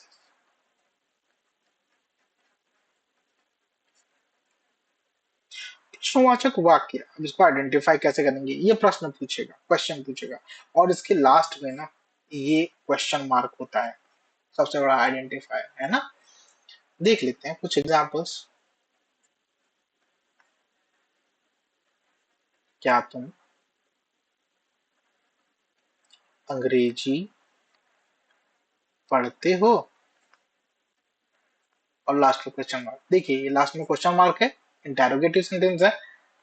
पढ़ते हो, क्रिया के अंत में ता ती आया, यानी ये प्रेजेंट डेफिनेट है, प्रेजेंट डेफिनेट का ये इंटेरोगेटिव सेंटेंस है। सिंपल सी बात है। क्या हुआ है, अगर आप ये क्या को गायब कर दें यहाँ से, और ये इंटेरोगेटिव सेंटेंस को भूल जाएं, तो सेंटेंस तो सिंपल यही है ना, प्रेजेंट का इंडेफिनिट का सबसे पहला सेंटेंस प्रेजेंट इंडेफिनिट का पॉजिटिव सेंटेंस अफर्मेटिव कहिए या असर्टिव कहिए। तुम अंग्रेजी पढ़ते हो, जिसको हम बनाते थे यू रीड इंग्लिश। अब इसी के आगे हमने क्या जोड़ दिया, और लास्ट में क्वेश्चन मार्क लगाना पड़ गया, चूंकि क्या है तो क्वेश्चन मार्क लगाना ही है ना। तो ये बन गया इंटेरोगेटिव सेंटेंस, यानी किसी भी पॉजिटिव सेंटेंस के आगे अगर हम क्या लगा देंगे तो वो इंटेरोगेटिव सेंटेंस बन जाएगा। चलिए फिर इसको सही से देख लेते हैं।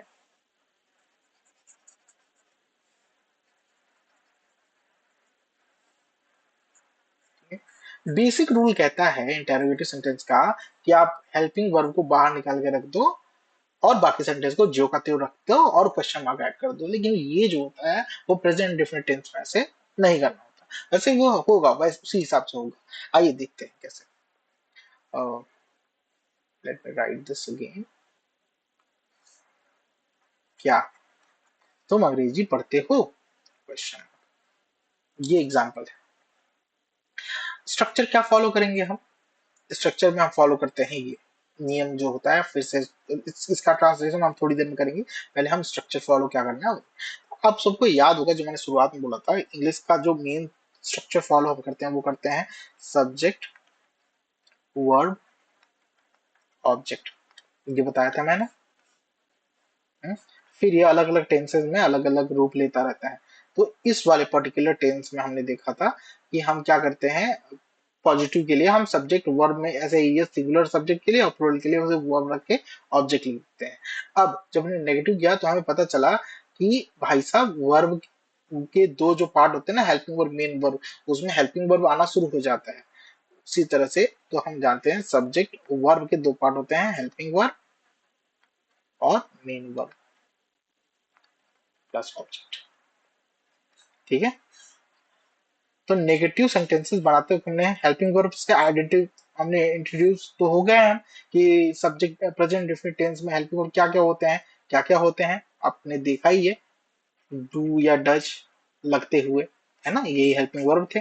ठीक है, तो अब हम यहाँ पे वो पुट कर देंगे जो का त्यों, सब्जेक्ट डू या डज प्लस, ठीक है, हेल्पिंग वर्ब तो हमने लिख दिया, मेन वर्ब प्लस ऑब्जेक्ट। देखिए मेन वर्ब का ना फर्स्ट फॉर्म होता है यहाँ पे, मेन वर्ब का मतलब वो अपने फर्स्ट फॉर्म में आएगा। वर्ब के भी फॉर्म्स होते हैं 5, है ना, वो आप गूगल कर लीजिएगा, देख लीजिएगा, first form of verb, second form, third form, वो अलग अलग जो टेंसेस पढ़ेंगे तो उसमें आपको देखने को मिलेंगे उनकी यूसेज। चलिए subject do does main work.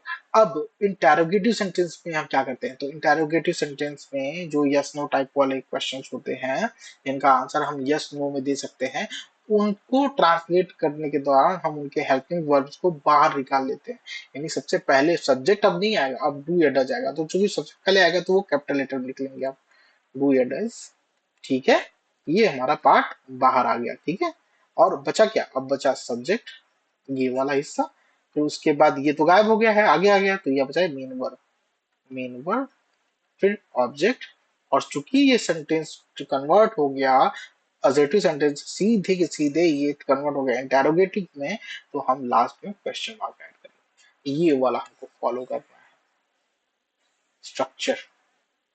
अब आपको पता ही है डू किसके साथ, प्लूरल सब्जेक्ट के साथ, और डज किसके साथ, सिंगुलर सब्जेक्ट के साथ। तो चलिए फिर से हम वो एग्जांपल देखते हैं, हमारा एग्जांपल क्या था, और इस स्ट्रक्चर के मदद से हम उसको ट्रांसलेट करें। क्या तुम अंग्रेजी पढ़ते हो, यही हमारा एग्जांपल था, हिंदी सेंटेंस। क्या तुम अंग्रेजी पढ़ते हो, क्वेश्चन। तो क्या करेंगे हम, डू या डज किसके अकॉर्डिंग, सब्जेक्ट के अकॉर्डिंग। अगर सब्जेक्ट सिंगुलर है तो डज, और सब्जेक्ट अगर प्लूरल है तो डू। तो हमारा अंग्रेजी पढ़ने का काम कौन कौन करने वाला होता है, तुम। तुम क्या है, तुम की इंग्लिश क्या होती है, यू, और यू क्या होता है, प्लूरल होता है। तो यानी सबसे पहले हम यू वाला हेल्पिंग वर्ब यूज करेंगे, यानी do. User do helping verb use होता है तो डू, फिर लिखेंगे यू। अब देखो जब ये कैपिटल लेटर में लिखा जाता होगा तो ये अब स्मॉल लेटर में होगा, डू यू।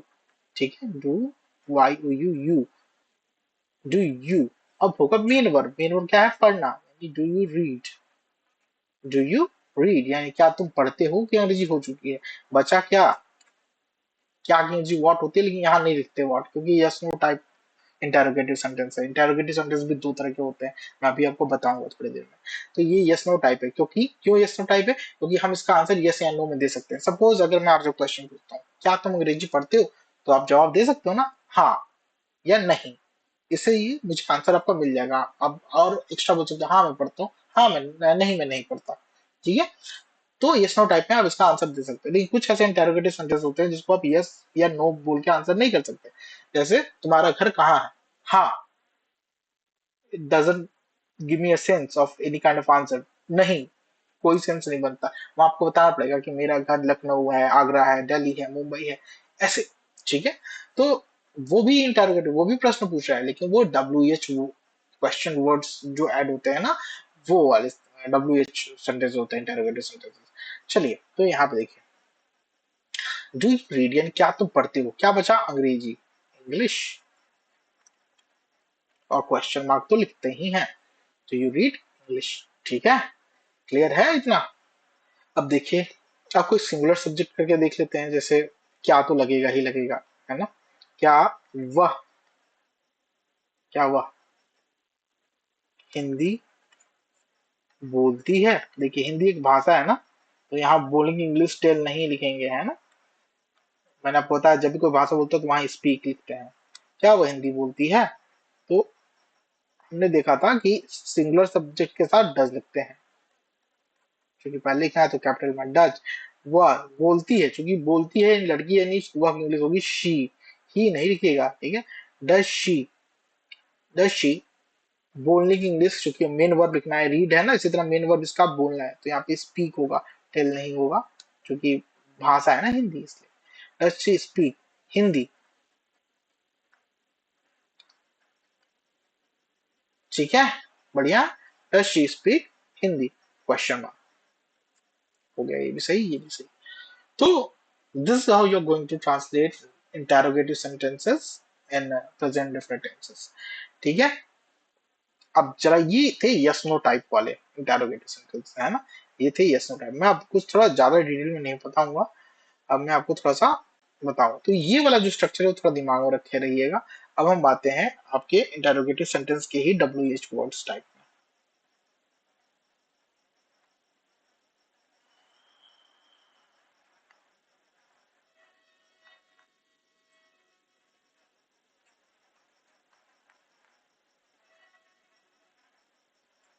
Interrogative sentences. अब डब्ल्यू एच वर्ड यानी कि ऐसे शब्द जो क्वेश्चन पूछेंगे और ज्यादातर डब्ल्यू एच से शुरू होते हैं, जैसे W H E T, what, what में होता है क्या, राइट। फॉर एग्जाम्पल देख लीजिए, W H E R E, where, where में होता है कहाँ। W H E N, when, when में होता है कब। W H O S E, whose में होता है किसका। डब्ल्यू एच से वेयर हो गया, who, W H O, who में होता है कौन, है ना। W H O M, who मतलब किसे या किस, किन्हें, है ना, किसे या किन्हें। और एक होता है एच ओ डब्ल्यू, हाउ। देखिए ये डब्ल्यू एच, इसमें डब्ल्यू और एच दिख रहा है ना, तो हाउ होता है कैसे। ठीक है, सारे क्वेश्चन वर्ड है।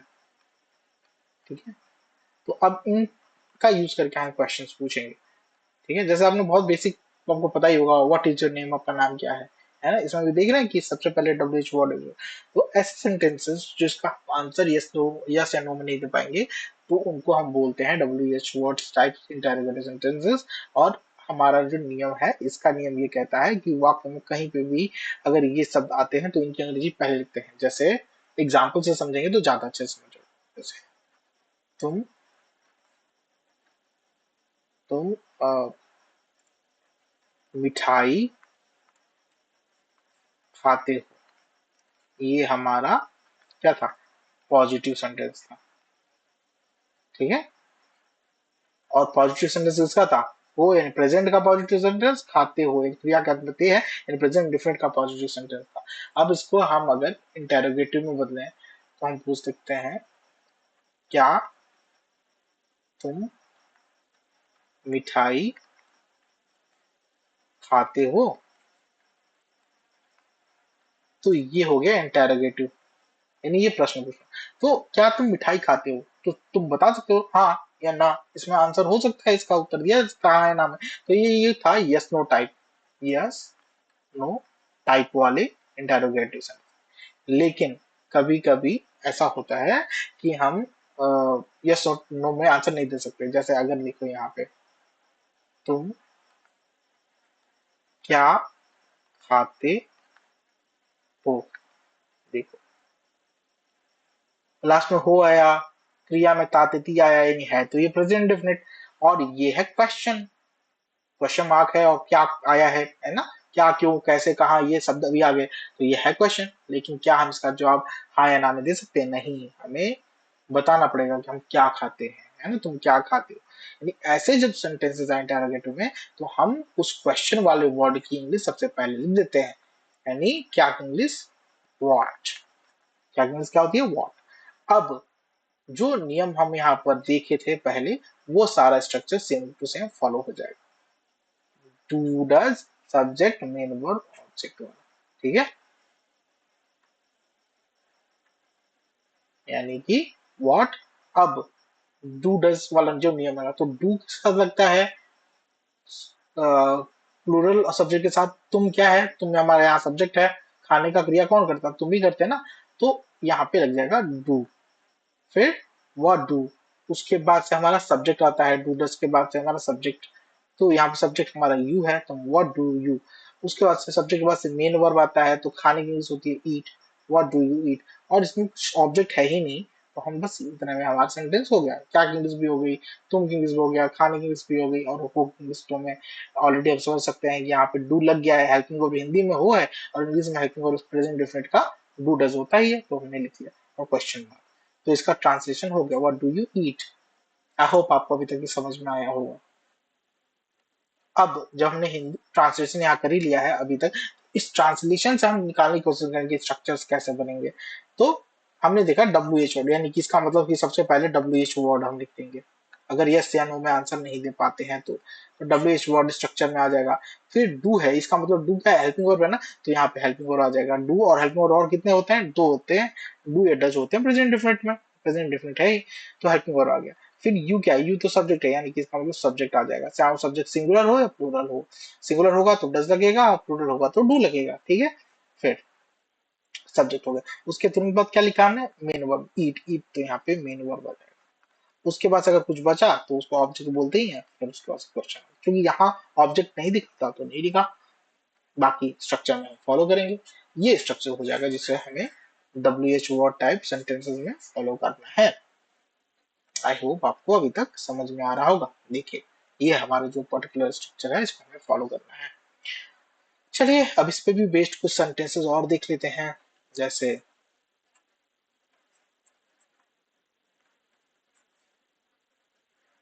वह कहाँ रहती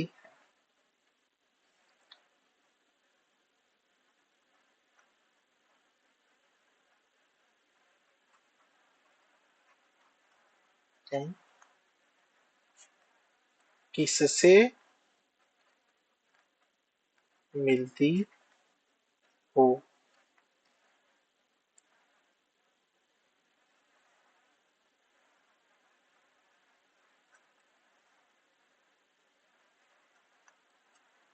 मैं क्रिकेट क्यों खेलता हूँ। अगर आपको ज्यादा एक्सरसाइज वाले सेंटेंस चाहिए, ज्यादा एक्सरसाइज करना है, तो आपको हमारे लाइव के साथ जुड़ना पड़ेगा यूट्यूब पे। और लाइव भी पे तभी आऊंगा जब आपका इंटरेस्ट होगा, आप रिक्वेस्ट करेंगे तभी, है ना। तो अब देखिए सेंटेंसेस हम करते हैं, और सेंटेंसेस बनाने का स्ट्रक्चर भी ऊपर दिखा हुआ है। WH वर्ड पहले लिखना है, then helping verb, then subject, then main verb, then object, ठीक है। तो देखते हैं यहाँ पे अब तो हम समझ ही गए हैं कैसे करना। वह है, रहना है, ये लड़की है, रहती ये लड़की है, तो इसकी इंग्लिश हो जाएगा शी। लेकिन चूंकि ये क्वेश्चन मार्क है, इसका मतलब कि हमें WH वर्ड इसका आंसर यस या नो में नहीं दे सकते। तुम कहाँ रहती हो, हाँ या ना में नहीं दिया जा सकता।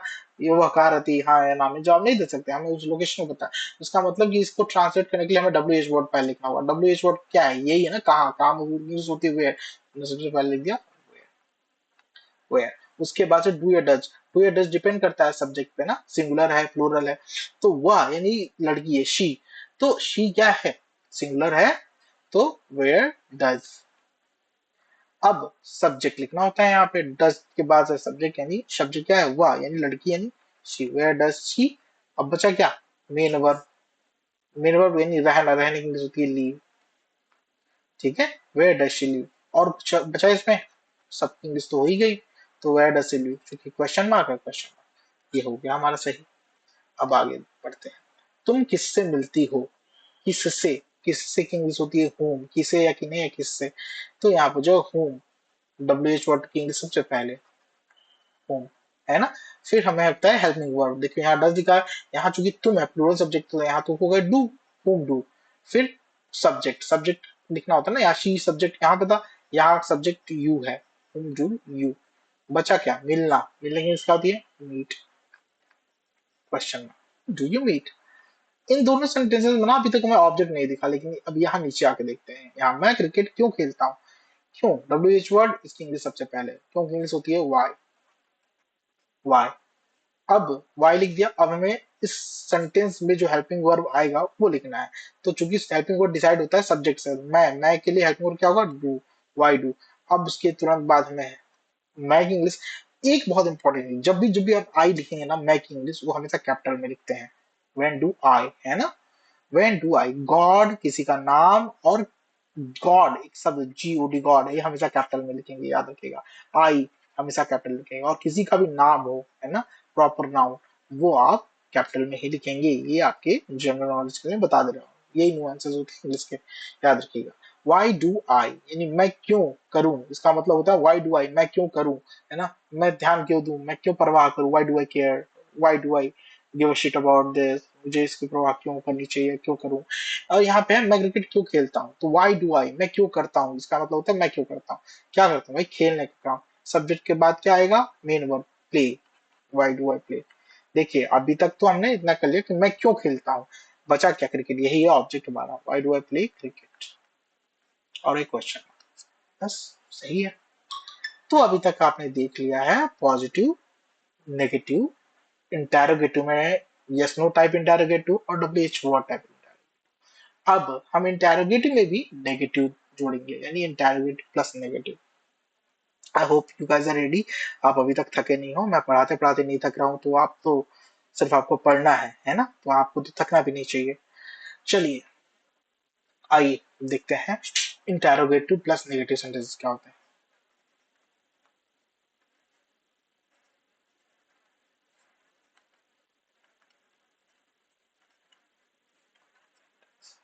नाम से ही क्लियर है कि नेगेटिव शब्द भी आएगा, नहीं भी आएगा, और क्वेश्चन मार्क क्वेश्चन भी आएगा इसमें। अब इसमें भी यस नो टाइप देख लेते हैं। सबसे पहले यस नो टाइप में जिसका आंसर यस एंड नो में दे सकते हैं, तो सीधे मैं एग्जांपल पे आता हूँ भाई। क्या शब्द पहले आ जाएगा, अंत में भी लिख सकते हैं, है ना, या तो पहले आएगा या अंत में आएगा। क्या तुम हिंदी नहीं बोल बोलती हो। देखिए ये क्वेश्चन भी है और इसमें नहीं भी है, यानी यही इंटेरोगेटिव प्लस नेगेटिव है ना। तो सिंपल सी नियम है, हमने देखा था इंटेरोगेटिव बनाते समय कि जो उसका हेल्पिंग वर्ब होता है वो सबसे पहले आ जाता है ना। हेल्पिंग वर्ब हमारा क्या था, इसका तुम के लिए हेल्पिंग वर्ब हो जाएगा डू, और हेल्पिंग वर्ब के तुरंत बाद हमारा सब्जेक्ट। और चूंकि पहले हेल्पिंग वर्ब के साथ साथ नॉट रहता था, यही हेल्पिंग वर्ब होता था, यहाँ से उठ के वो बाहर गया है, तो यहाँ पे बचा क्या, अब नॉट बचा, तो डू यू नॉट, है ना, नेगेटिव सेंटेंस, तो नॉट यहाँ लग जाएगा सब्जेक्ट पे। डू यू नॉट यानी क्या तुम नहीं करती हो, इसका मतलब डू यू नॉट। बोलने की इंग्लिश होती है स्पीक या फिर टेल, लेकिन जब भाषा कोई जुड़ा है तो यहाँ पे स्पीक होगा। डू यू नॉट स्पीक यानी क्या तुम नहीं बोलती हो, बचा क्या, हिंदी ना, डू नॉट स्पीक हिंदी। ठीक है, क्वेश्चन, ठीक है, do you not speak Hindi, है ना। अब देखिए थोड़ा सा एक कॉन्ट्रैक्शन का नियम होता है, don't you speak Hindi. Do not को हम साथ में ही लिख देते हैं डोंट, ये और इजी करने को होता है, वो इंग्लिश स्पोकन के लिए होता है, या चूंकि ग्रामर के हिसाब से चल रहे हैं हम इंग्लिश स्पोकन में, हम इसको ऐसे लिख सकते थे, डू और नॉट को अलग अलग ना करके एक साथ ही लिख देते हैं, लेकिन कॉन्ट्रैक्टेड फॉर्म में लिखते हैं। ऐसा है कि डू नॉट यू ऐसे करके नहीं लिखिएगा, कॉन्ट्रैक्टेड फॉर्म में लिखिए। कॉन्ट्रैक्टेड फॉर्म ऐसा होता है डोंट, है ना, और फिर यहाँ पे नॉट लगाने की जरूरत नहीं पड़ेगी, फिर उसको सिंपल से do not you speak Hindi. ठीक है, ये इंग्लिश स्पीकिंग में ज्यादातर बोलते हैं, डोंट यू स्पीक इंग्लिश को बोलते हैं इनफॉर्मल इंग्लिश। फॉर्मल इंग्लिश और इनफॉर्मल, ये फॉर्मल इंग्लिश था, ये इनफॉर्मल इंग्लिश था, ये बोलचाल की भाषा है, और ये ऑफिशियल इंग्लिश प्रोफेशनल लैंग्वेज में ऐसे लिखते हैं, है ना। आप जब प्रोफेशनल लेटर्स वगैरह लिखोगे ना, तो उसमें ये कॉन्ट्रैक्टेड वाले फॉर्म नहीं लिखते होते, आज इसका टेंस वगैरह जब आगे फ्यूचर में देने जाओगे तो आपको ये पता चलेगा, ऐसे पढ़ाया जाएगा आपको। ठीक है, तो क्या तुम हिंदी नहीं बोलती हो, डोंट यू स्पीक हिंदी, या do you not speak Hindi. Then एक और, अब हमने जब ये सेंटेंस लिख ही लिया है तो स्ट्रक्चर बना लेते हैं ना। हमें सेंटेंस से स्ट्रक्चर बनाना तो अब आ ही जाएगा, हम पहचानने लगे हैं चीजें कि कौन सा शब्द क्या है। तो डू या डू नॉट क्या है भाई, क्या है, ये हेल्पिंग वर्ब है, यानी हेल्पिंग वर्ब पहले लिख रहा है, हेल्पिंग वर्ब हमें पहले लिखना है। फिर यू क्या है, यू क्या है, सब्जेक्ट है। अब सब्जेक्ट हमें पता है ये सिंगुलर हो सकता है या प्लूरल हो सकता है, उसी के अकॉर्डिंग हमें हेल्पिंग वर्ब लिखना होगा। अब उसके बाद से हमें क्या लिखना होता है, नॉट, नॉट। फिर क्या है, स्पीक क्या है, मेन वर्ब है, मेन वर्ब। फिर क्या है, हिंदी, यहाँ पे ऑब्जेक्ट है और क्वेश्चन मार्क है। हो गया आपका स्ट्रक्चर तैयार, हो गया ना स्ट्रक्चर तैयार। और इसका स्ट्रक्चर क्या है, आपको ध्यान ही नहीं देना, बस नॉट के साथ अगर लिखोगे तो कॉन्ट्रैक्टेड फॉर्म में लिखोगे। डू नॉट के साथ डोंट बोलते हैं, और डज नॉट को डजंट बोलते हैं, उसको भी मैं दिखा दूंगा अभी आगे कोई सिंगुलर सब्जेक्ट के साथ एग्जाम्पल। तो चलिए एक सिंगुलर सब्जेक्ट का एग्जाम्पल देख लेते हैं।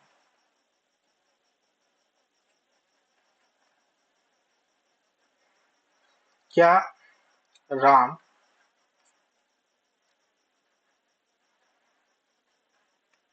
पत्र नहीं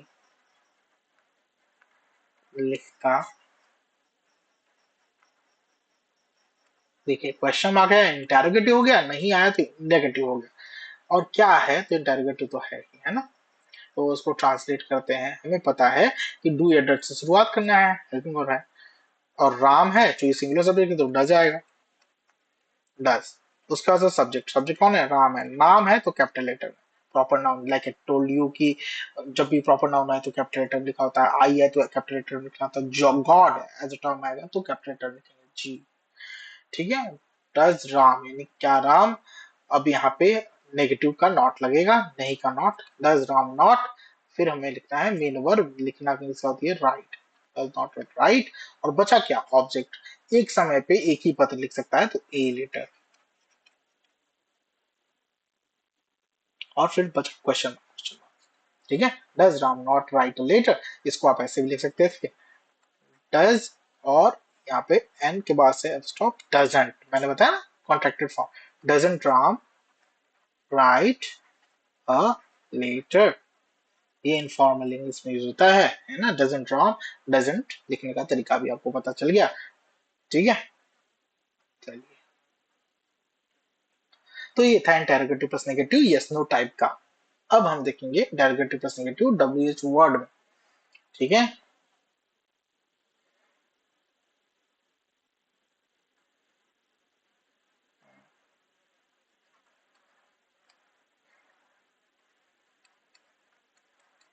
वे लोग क्यों नहीं आते हैं, वे लोग क्यों नहीं आते हैं। तो ये देखिए फ्री क्लासेस हैं, इसमें फ्री जैसा ही पढ़ाई होगी, लेकिन अगर आप पेड क्लासेस ज्वाइन करना चाहते हैं हमारा, तो उन उसमें आपको एक एक चीज बहुत ही डिटेल में पढ़ाया जाएगा, एक एक टेंस में अच्छा खासा काम किया जाएगा, ताकि आप और भी बड़े बड़े सेंटेंसेस प्रेजेंट डेफिनेट के इजीली ट्रांसलेट कर पाए, जो आपके जनरल स्पीकिंग में यूज होता है डे टू डे बेसिस पे, ठीक है। तो अगर आप इंटरेस्टेड हैं पेड क्लासेस में, तो let me know in the comment. I'll share my details with you. I'll share my email ID. You can email me your request. You can even call me to discuss about the thing. चलिए यहाँ पे ध्यान देते हैं, वे लोग क्यों नहीं आते हैं। तो ये नेगेटिव है, इसका मैं ट्रांसलेशन कर देता हूँ, फिर इसका स्ट्रक्चर मैं आपको बता दूंगा, क्योंकि इसका आंसर ये नो में नहीं दे सकते, दैट मीन्स ये डब्ल्यू एच वाला इंटरोगेटिव है। अब यहाँ पे हमको डब्ल्यू एच वर्ड पहले लिखना होता है ना, पहले इसमें डब्ल्यू एच वर्ड लिखना होता है, तो डब्ल्यू एच वर्ड लिख दें वाई। अब डब्ल्यू एच वर्ड के तुरंत बाद हमें हेल्पिंग वर्ब लिखना होता है, तो वे लोग यानी कई लोग हैं, तो उसके लिए हेल्पिंग वर्ब जो प्लूरल है तो डू लगेगा, उसके बाद लगता है नॉट, हेल्पिंग वर्ब के तुरंत बाद, है ना, क्योंकि यहाँ पे डू को बाहर तो लिखा नहीं जा रहा है, इसलिए नॉट के साथ लिखेंगे, वाई डू नॉट। फिर हमारा आएगा सब्जेक्ट, ठीक है, वाई डू नॉट दे, ठीक है। और फिर आपका आ जाएगा दे हो गया, फिर आएगा मेन वर्ब का क्वेश्चन, ठीक है। तो आप इसको ऐसे भी लिख सकते हैं, वाई डू नॉट दे कम। आप इसको ऐसे भी लिख सकते हैं, वाई सिर्फ डब्ल्यू एच वर्ड आगे लिख सकते हैं, बाकी वही इंटरोगेटिव जो यस नो टाइप वाला था वैसे ही, वाई डू दे नॉट कम।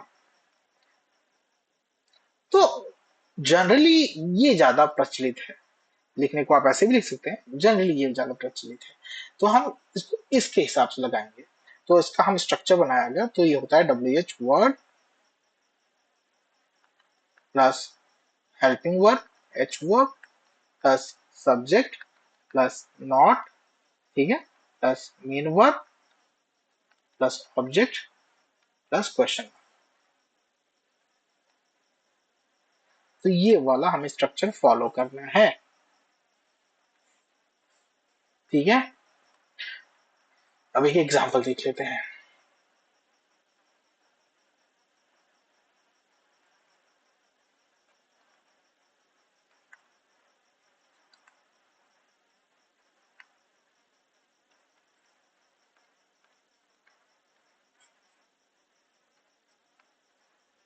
वह अंग्रेजी क्यों नहीं पढ़ाते हैं, तो देख लें, डब्ल्यू एच वर्ड पहले लिखना है, यानी क्योंकि इंग्लिश वाई, फिर हेल्पिंग वर्ब जो कि वह है, एक बंदा है, एक इंसान है, उसके साथ डज, वाई डज, ठीक है।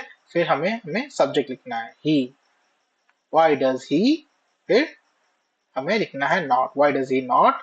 फिर बचा क्या, सब्जेक्ट के बाद से नॉट लगा, नॉट के बाद से मेन वर्ब, पढ़ाने इंग्लिश टीच, टीच। अब बचा क्या, अंग्रेजी इंग्लिश, गलती से भी द इंग्लिश मत लिख देना मेरे दोस्त, question, why doesn't he teach English, ठीक है, ये सही हो। Why does he not teach English, आप इसको डजंट भी बोल सकते हैं, why doesn't he teach English, वो भी करेक्ट है, ठीक है। चलिए, तो ये हो गया इंटेरोगेटिव प्लस नेगेटिव खत्म। अब आपके कुछ और सेंटेंसेस होते हैं जो मतलब क्वेश्चन टैग्स है ना, तो वो भी बता देते हैं हम आपको, है ना? और कुछ और एक्स्ट्रा चीजें भी बता देता हूँ मैं आपको। शुरू से ही एक ही एग्जांपल में सारी चीजें बता देता हूँ आपको। जैसे एक सिंपल सा एग्जांपल लेंगे, हम हम दूध पीते हैं, ठीक है, पूरा सेंटेंस ही खत्म करूंगा, तो ये पॉजिटिव है। तो हम इसको कैसे बनाते थे, वी पॉजिटिव है तो हेल्पिंग वर्ड यूज होता नहीं था, तो सिर्फ सब्जेक्ट के अकॉर्डिंग हमारा स्ट्रक्चर फॉलो होता था। ये अगर प्लूरल है, हम यानी कई लोग हैं, तो वी और मेन वर्ब यानी पीना, पीने की इंग्लिश होती है ड्रिंक, इसमें ऐसे इस लगेगा नहीं क्योंकि प्लूरल सब्जेक्ट है, इजी है ये, वी ड्रिंक।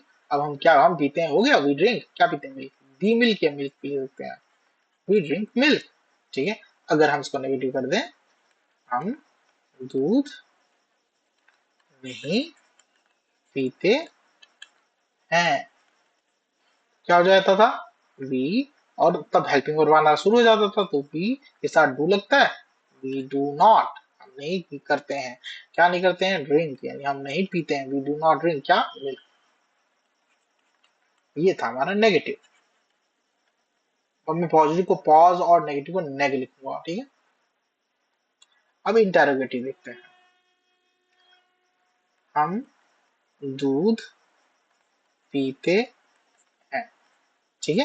तो इंटेरोगेटिव बनाने के लिए हमें क्या ही तो ऐड करना है, चाहे हम यहाँ लिख दें आगे क्या, क्या हम दूध पीते हैं क्वेश्चन मार्क लिख दें, या फिर हम इसको ऐसे भी लिखते हैं, हम दूध पीते हैं क्या, क्वेश्चन मार्क, ऐसे भी लिख सकते हैं, क्योंकि दोनों का आंसर हाँ या ना में दिया जा सकता है। तो नियम एक ही होगा, क्या पहले आए या बाद में आए, क्या हम दूध पीते हैं, हम दूध पीते हैं क्या, हाँ या ना में हम आंसर दे सकते हैं, यानी वही नियम है, सेम चीज है, कंफ्यूज होने की जरूरत नहीं है। नियम के हिसाब से हम लिखेंगे डू, क्योंकि हम है तो डू लगेगा, और सब्जेक्ट हम है तो वी डू, वी और ड्रिंक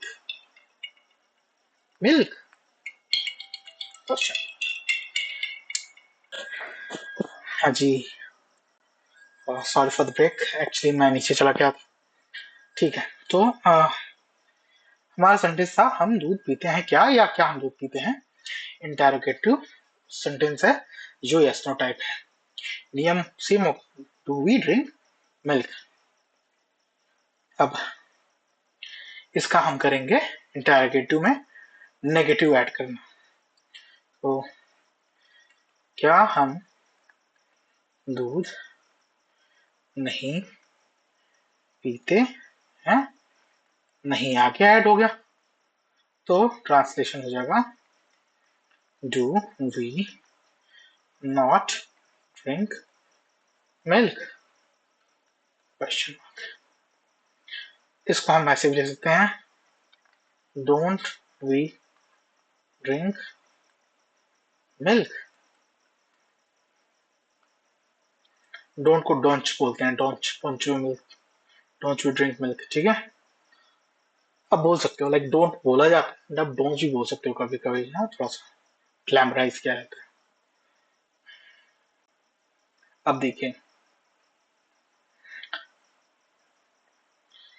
हम अगर डब्ल्यू एच वर्ड वाले को एक सेंटेंस देखेंगे,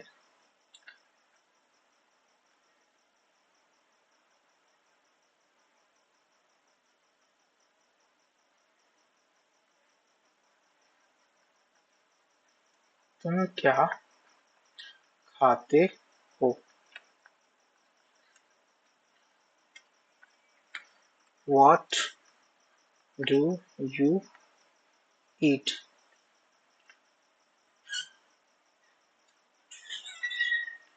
और इसका अगर हम नेगेटिव देखें, तुम क्यों नहीं पढ़ते हो, तो इंटेरोगेटिव प्लस नेगेटिव हो गया डब्ल्यू एच वर्ड में, तो क्या हो जाएगा, why do you not read. वो मैं थोड़ा सा डिटेल हो गया, मेन सेंटेंस तो हमारा ये था ना, हम दूध नहीं पीते हैं। ओके ओके, तो अब मैं आपको पढ़ाने वाला हूँ क्वेश्चन टैग्स। क्वेश्चन टैग्स है ना, जिसको बोलते हैं इंटेरोगेटिव कम नेगेटिव और नेगेटिव कम इंटेरोगेटिव। जैसे हम दूध पीते हैं, अब ऐसे सेंटेंस में ना कंफर्मेशन लेते हैं, हम दूध पीते हैं ना, है ना, हम ये कंफर्मेशन ले रहे हैं, हम दूध पीते हैं ना, यानी कि सामने वाले से हम उससे कंफर्म करें कि हाँ भाई सच बताओ हम दूध ही पीते हैं ना। तो इसको कैसे हम ट्रांसलेट करेंगे, तो जो सेंटेंस है मीन उसको ट्रांसलेट कर लो, वी ड्रिंक मिल्क। और अब जो है उसका हेल्पिंग वर्ब जो होता है वो आपको लिखना होता है, तो वी के साथ हेल्पिंग वर्ब क्या होता है, डू, है ना। और फिर जो हमारा ये जो यहाँ पे शब्द जो आएगा उसका हम प्रोनाउन यूज करते हैं, अगर मान लीजिए कोई नाम आ गया तो उसका ये हम जो है वो ऑलरेडी प्रोनाउन है, तो सेम चीज डू वी, और फिर लिख लेंगे नॉट, नॉट ना है ना, डू वी नॉट, इसको हम लिख सकते हैं डोंट वी, ठीक है। इसको हम तीसरा तरीका होता है यहाँ पे राइट, और चौथा तरीका नो क्वेश्चन मार्क, है ना। तो इतने तरीके से हम इसको ट्रांसलेट कर सकते हैं, बोलने में यूज कर सकते हैं। जैसे डू वी डू सॉरी, हम दूध पीते हैं ना, we drink milk right, we drink milk no, we drink milk do we not, ऐसे करके डोंट वी, ऐसे करके। तो ये था आपका क्वेश्चन टैग। अब क्वेश्चन टैग में जरूरी नहीं कि ना यहीं आए, ना बीच में भी आ सकता है, जैसे हम शराब नहीं पीते हैं ना, तो दोनों जगह ना आ गया। तो यहाँ पे हम नहीं की अंग्रेजी यहाँ ना लिखते हैं, यहाँ लिख लेते हैं, जैसे जो मेन सेंटेंस है उसको ट्रांसलेट कर लो, हम शराब नहीं पीते हैं, we do not drink alcohol या लिकर, और यहाँ पे आपको सिंपल सी बात है नॉट नहीं लिखना, तो यहाँ पे डू वी, है ना। बाकी आप यहाँ पे राइट भी लिख सकते हो, राइट, ठीक है, ठीक है। यहाँ पे नो भी लिख सकते हो, लेकिन ज्यादा नहीं लिखते इसको, है ना, जनरली समझने में दिक्कत हो जाता है, तो कभी भी हमें ऐसी इंग्लिश बोलनी कि सामने वाला इजी समझ पाए, है ना, तो ऐसी इंग्लिश नहीं बोलनी कि सामने वाला समझ ही ना पाए, ज्यादातर आप डू वी या राइट करके फिनिश करें, ठीक है। सो या that's all for today. I think मैंने मेजर चीजें कवर कर ली हैं प्रेजेंट डेफिनेट की। हाँ, लेकिन बहुत ऐसी चीजें हैं प्रेजेंट डेफिनेट की जो मैंने आपको नहीं बताई, वो क्यों, क्योंकि वो पेड क्लासेस के लिए, हम सब कुछ फ्रीली आपके लिए अवेलेबल नहीं कर सकते, ठीक है। लेकिन फिर भी मैंने इतनी सारी चीजें बता दीजिए जो ग्रामर के हिसाब से आपका सिलेबस कंप्लीट करती है, कवर करती है, और स्पोकन पर्पज से अगर आप जाना चाहें तो आपको पेड क्लासेस लेना होगा। So thank you for watching. Thank you for staying this long. Subscribe to my channel for next tutorials. That's all for today. Give it a like if you really like the video.